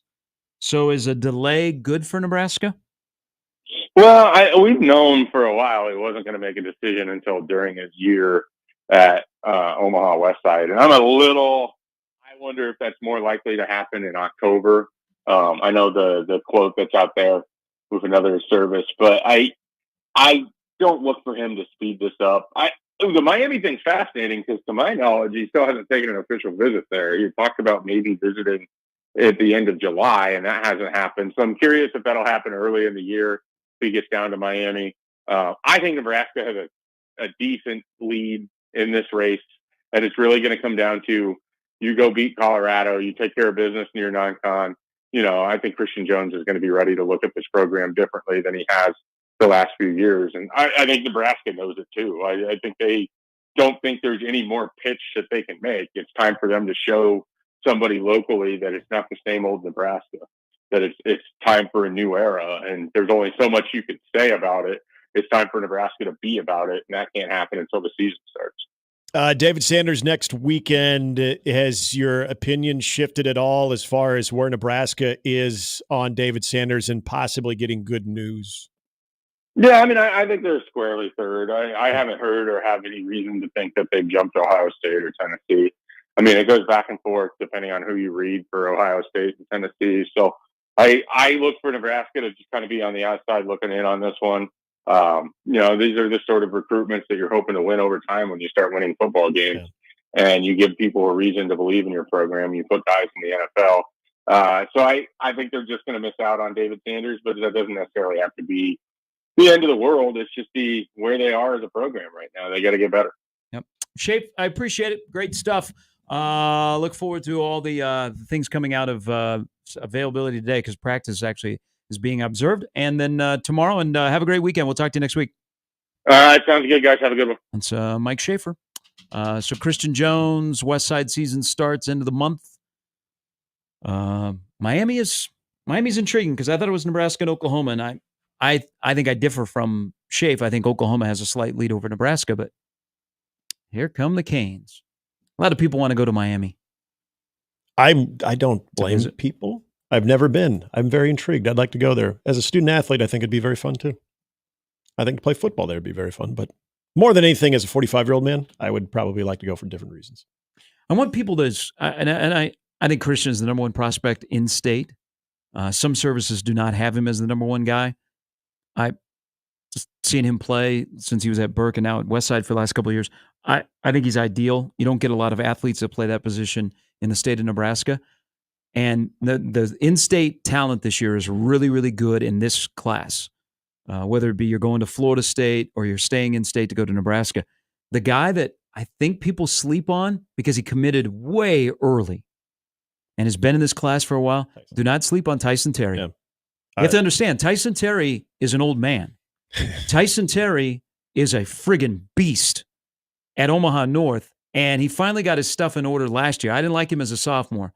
Last year, he was all gas, no brakes in the fall and in the winter. You have to understand, as physically as he is right now, as he's put together, he's going to be one of your older freshmen next year. He's going to be he might be the oldest player playing high school football this upcoming season. People don't really talk about him. I'm all in. Don't forget about Tyson Terry. But the Christian Jones will be interesting. See how long he drags this out with what Nebraska does. But Nebraska needs to get off to a good start for not only Christian Jones, but others. Tyson Terry is, and especially with what you've said over the last year, is someone when this season kicks off that I'm really looking forward to seeing, especially with, as you've talked a lot about the process of it all coming together for him. And now, and I think one of the reasons we don't talk about him as much as a casual observer of this whole thing is he made that, like you said, he made that decision earlier. So it's like, all right, well, we already got him. And so you start looking at people who you're hoping that you're in the mix for, or guys that are going to be making decisions like a Christian Jones that you hope that that's going Nebraska's way. But yeah, they're this year in particular, even knowing that Chase Lofton is going to Florida State, being able to see a lot of these different talented guys, and especially in some of those matchups, like when we have a chance to see Millard Southwest side and seeing those types, like not only these guys in action, but at the biggest stage of those high school games too, I'm looking forward to seeing. All right, coming up next, Matt Verzel will join us on 1620 The Zone.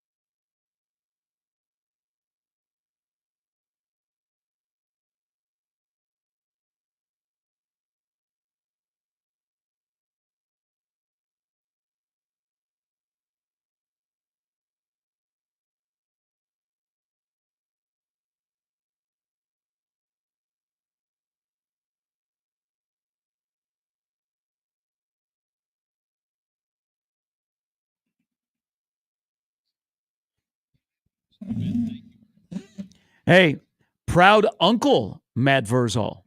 I mean, you go up and you watch Max. You got Cash with you. Cash is like going to be one of the top 20 seniors in high school football. Things are good for Matt Verzal right now.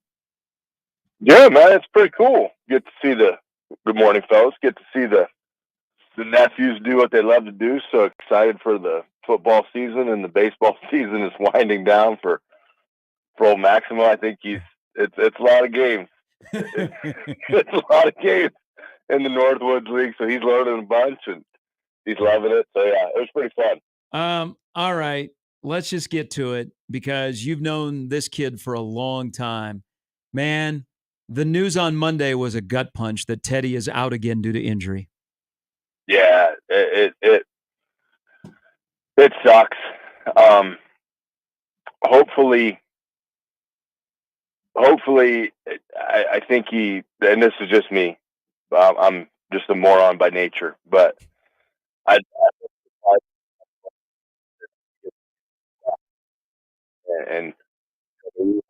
and it's strenuous and it's a big body, and would love to see him just get to play that last season and walk off the stud that he is. So hopefully he's in a good mindset. I know he is actually, but yeah, man, it's a brutal game.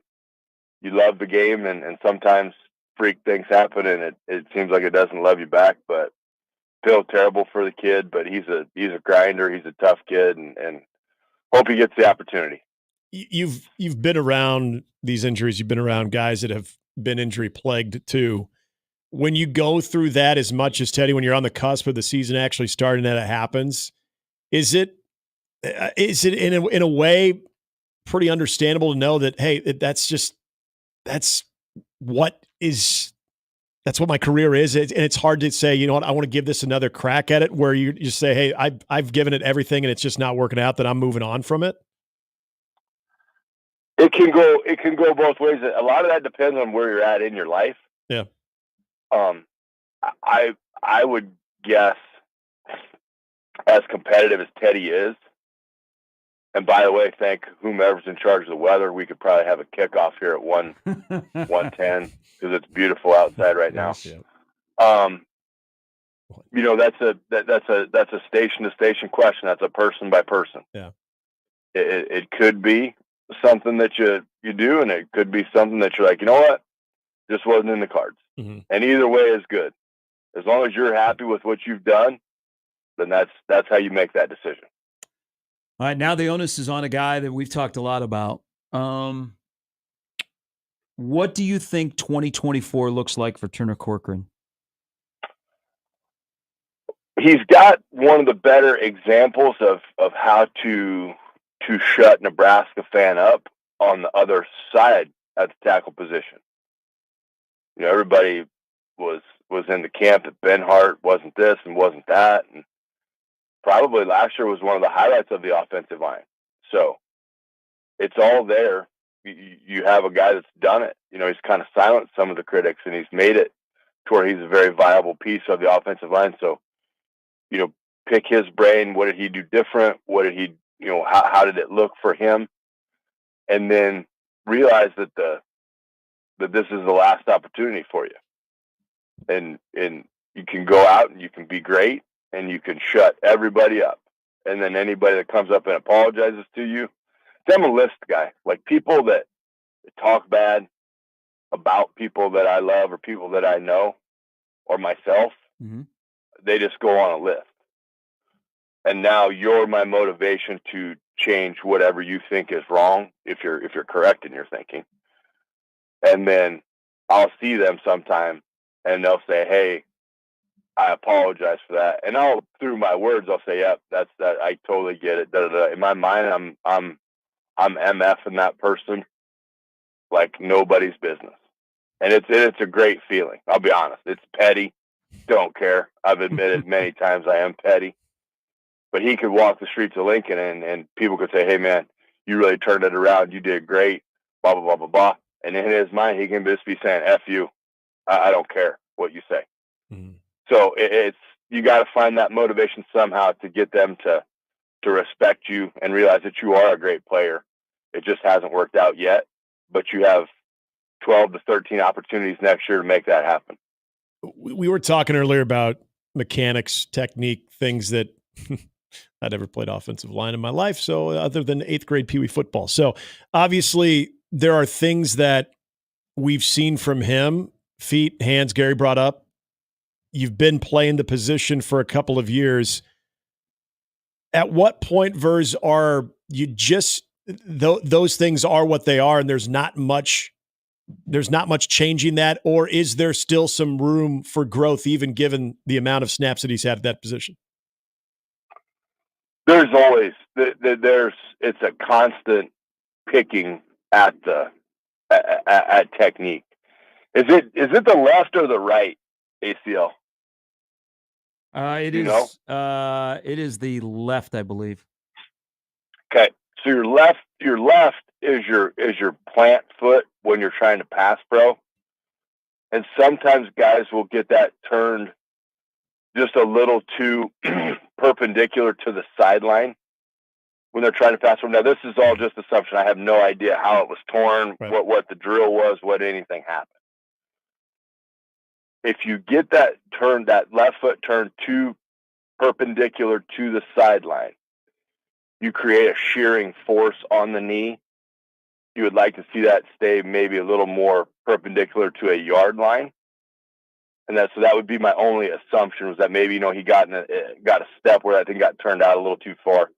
But you can technique till the day you die. I still do it.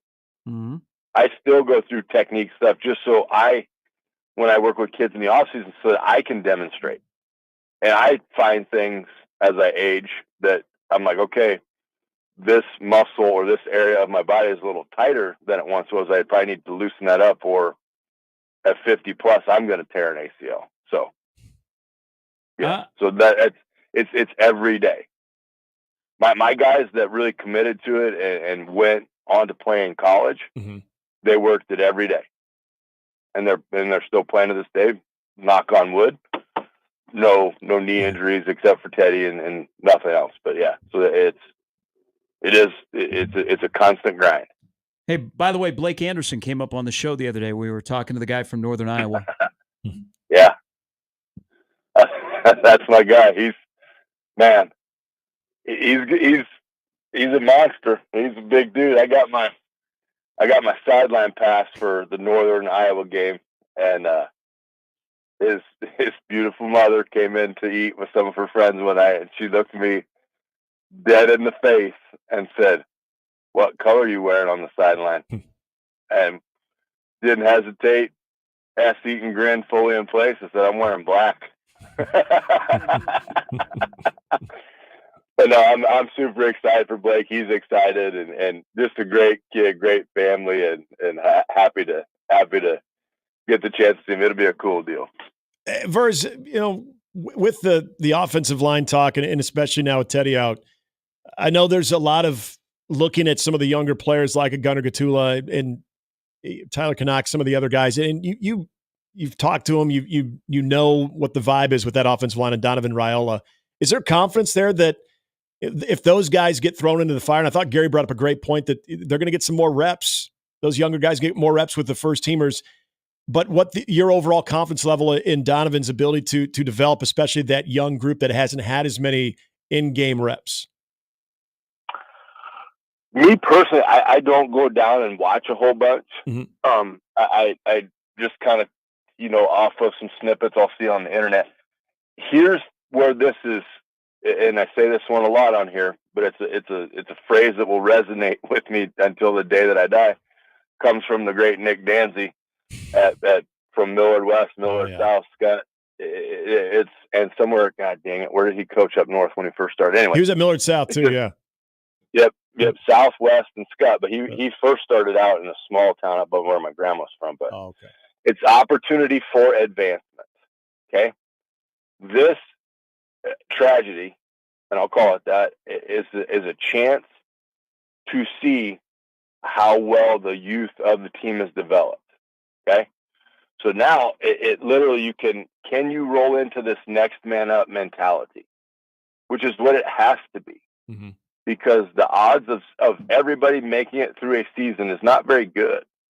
Now, the crapshoot of it is you don't know what position may be of need. And tackles, it's your position. So have you been doing that extra work? You're there for a reason. You're not there because it was some charity case. You're there because you're good at the game of football. And you need to go in and now improve it. And so it's a great opportunity for the young guys to get the chance to go in and do that.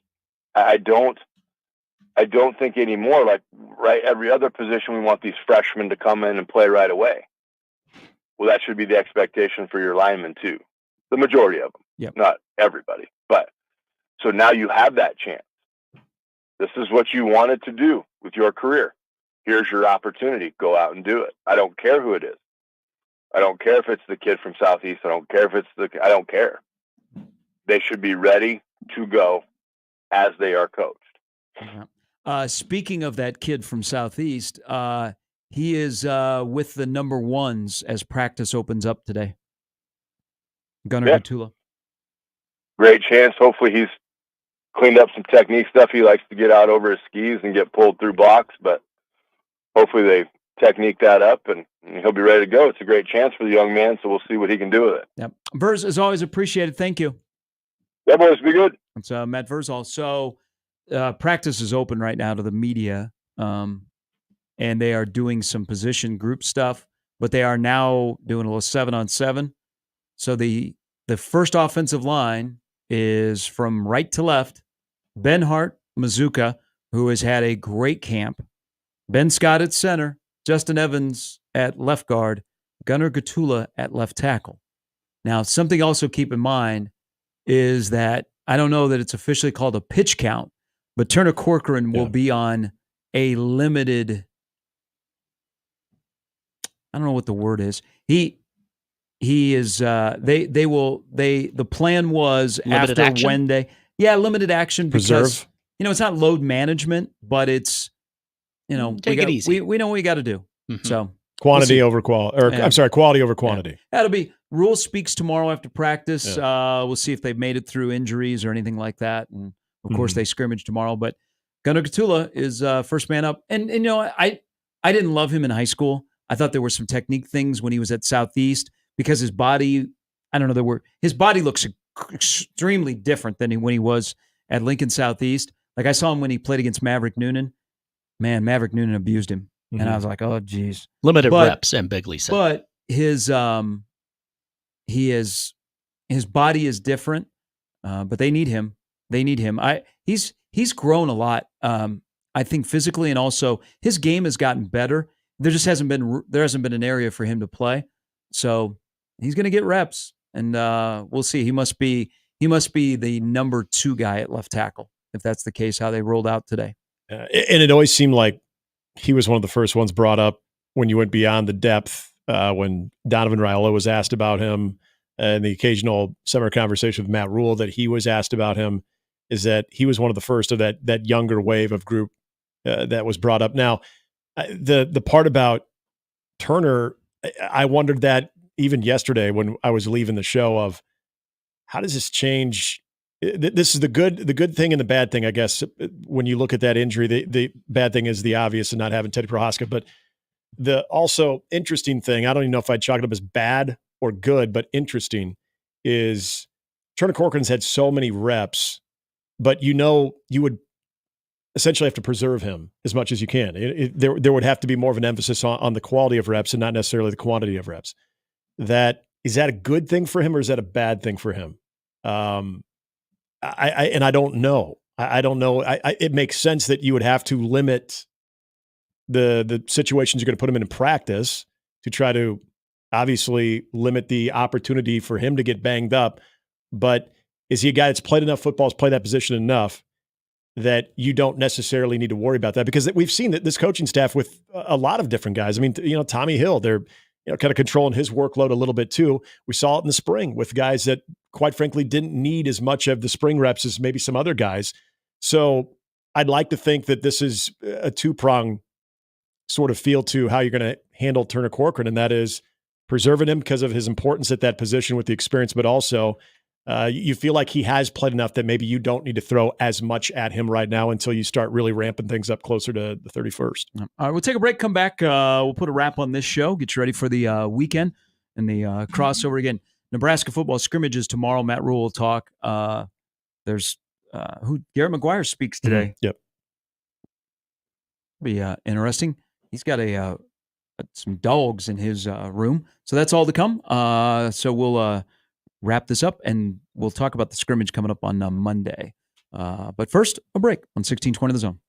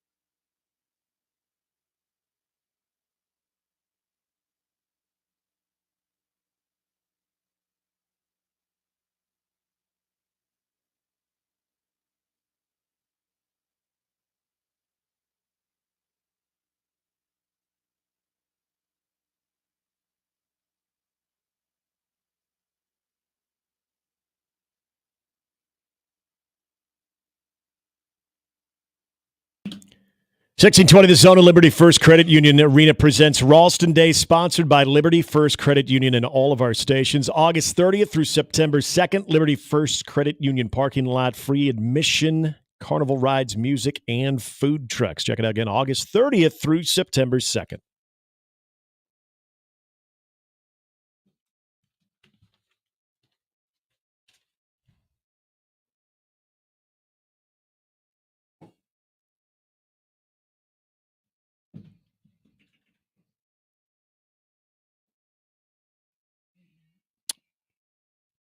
All right, on this weekend that is 3 Saturdays from tomorrow, where life returns to normal for some people, you guys going to go over to the Iowa State Fair this weekend? No. So the Iowa State Fair is open. I contend that Omahans are more likely to drive to Des Moines than they are to drive to Grand Island for whatever that thing is out there. It's called the Nebraska State Fair. The Iowa State Fair has the glider, the sky glider. They have the butter cow, and they have... These are rides or food? A record setter. No, the sky glider, that goes over the Oh, yes, the yes, fairgrounds. okay. And then the butter. They got great food. They got the butter cow. Is there a new butter sculpture this year? I know they had a Caitlin Clark one last year. Caitlin Clark is back. Oh, he's back. Okay. Then they have the cow. They always have the cow, and then they have a bunch of different other things. A lot of fried food. Iowa State Fair is better musical acts than what you get in Nebraska. The Nebraska State Fair is nothing. Okay. I saw Steve Miller band there once. I mean, that was something. I don't like the acts in Iowa. They expend a little money. I'm not going to judge a state fair off their grandstand acts, but the Iowa State Fair, the Minnesota and Iowa State Fair crushed Nebraska State Fair. I mean, Nebraska State Fair never has really been huge. Even when it was in Lincoln, I would go because our stations would sponsor it. But I grew up with the Iowa State Fair, and it's tough to touch the Iowa State Fair. So I contend most Omahans would drive to Des Moines than they would to drive to Grand Island. Yes. For whatever that thing is out there. I also contend Husker Harvest Days is better than the Nebraska State Fair. I've been to Husker Harvest Days. Husker Harvest Days is a good time. We actually had now if this ain't small town radio, I don't know what is. So we would take the Hummer that was the all-station Hummer, and we had this little log cabin trailer. And now I didn't stay, but we did have our ag reporter.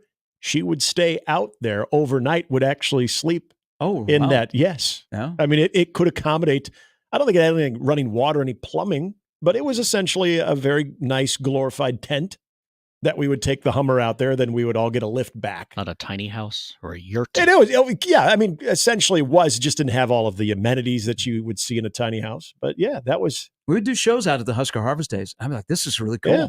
They'd have like the caravan with like the tractors and stuff rolling in. There's a parade, man. Everybody loves a parade. But if you're going to go to the Iowa State Fair, again, I highly recommend it on the east side of Des Moines. Here's the deal. They got the crew this year? The who? Yeah, Motley Crue's Motley Crue's at the Iowa State Fair? They've upgraded the grandstand. They spend a little money. They have quite the variety of acts. Mm-hmm. But if you're going to go to the state fair, if you're going to go this weekend, I highly recommend, first of all, any state fair. I don't care if it's Nebraska, Iowa, Minnesota, whatever. The food is always a banger. Yeah. The Iowa State Fair takes huge pride in their food. They have 84 different foods. You can have a hot dog and a fried donut. That sounds on a scrumptious. stick. Got to be on a stick. But stick. if you're going to the state fair, I highly recommend this. Go to the swine barn. You got my attention. I'm listening. So over in the swine barn. This isn't a gentleman's club. Now remember, I grew up with relatives who were in the business of showing livestock, so they'd come to the state fair and we'd go watch them. Mm-hmm. Go to the swine barn. Go to the west side of the swine barn. You can't miss the swine barn. If you're lost at the Iowa State Fair, go, hey, where's the swine barn? Just sniff. And some friendly Iowan, unless you're wearing Nebraska gear, will point you in the right direction. And when you go there, walk in and go, I want to meet Finnegan. Oh, who's Finnegan? Finnegan is a record setter. Oh. Finnegan is the largest boar ever at the Iowa State Fair. I'm in.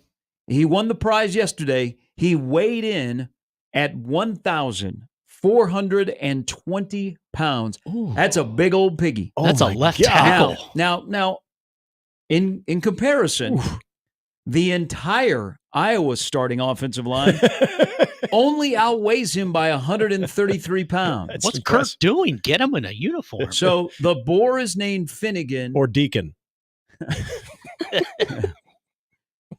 If you see the boar, the boar looks miserable. Put it out of its misery. Whoa. It looks miserable. I mean, when you weigh 1,420 pounds. Oh, I've seen this on TLC. And it's tough with 4 legs to move. And you probably were only kept alive to set a record. Yeah.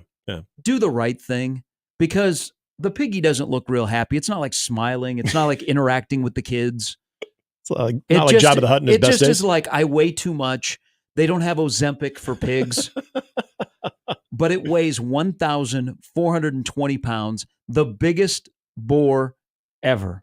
That pig could feed Des Moines. Wow. Jeez. But what you're suggesting, Gary, is people take an animal's life into their hands? So is the this three what of you're us have had suggesting? things like that today. Going into the barn, the swine barn, and taking Just hear a a very gunshot large from boar out? There's a season for that, okay? And I don't think right now is the season. They'll eat like kings after.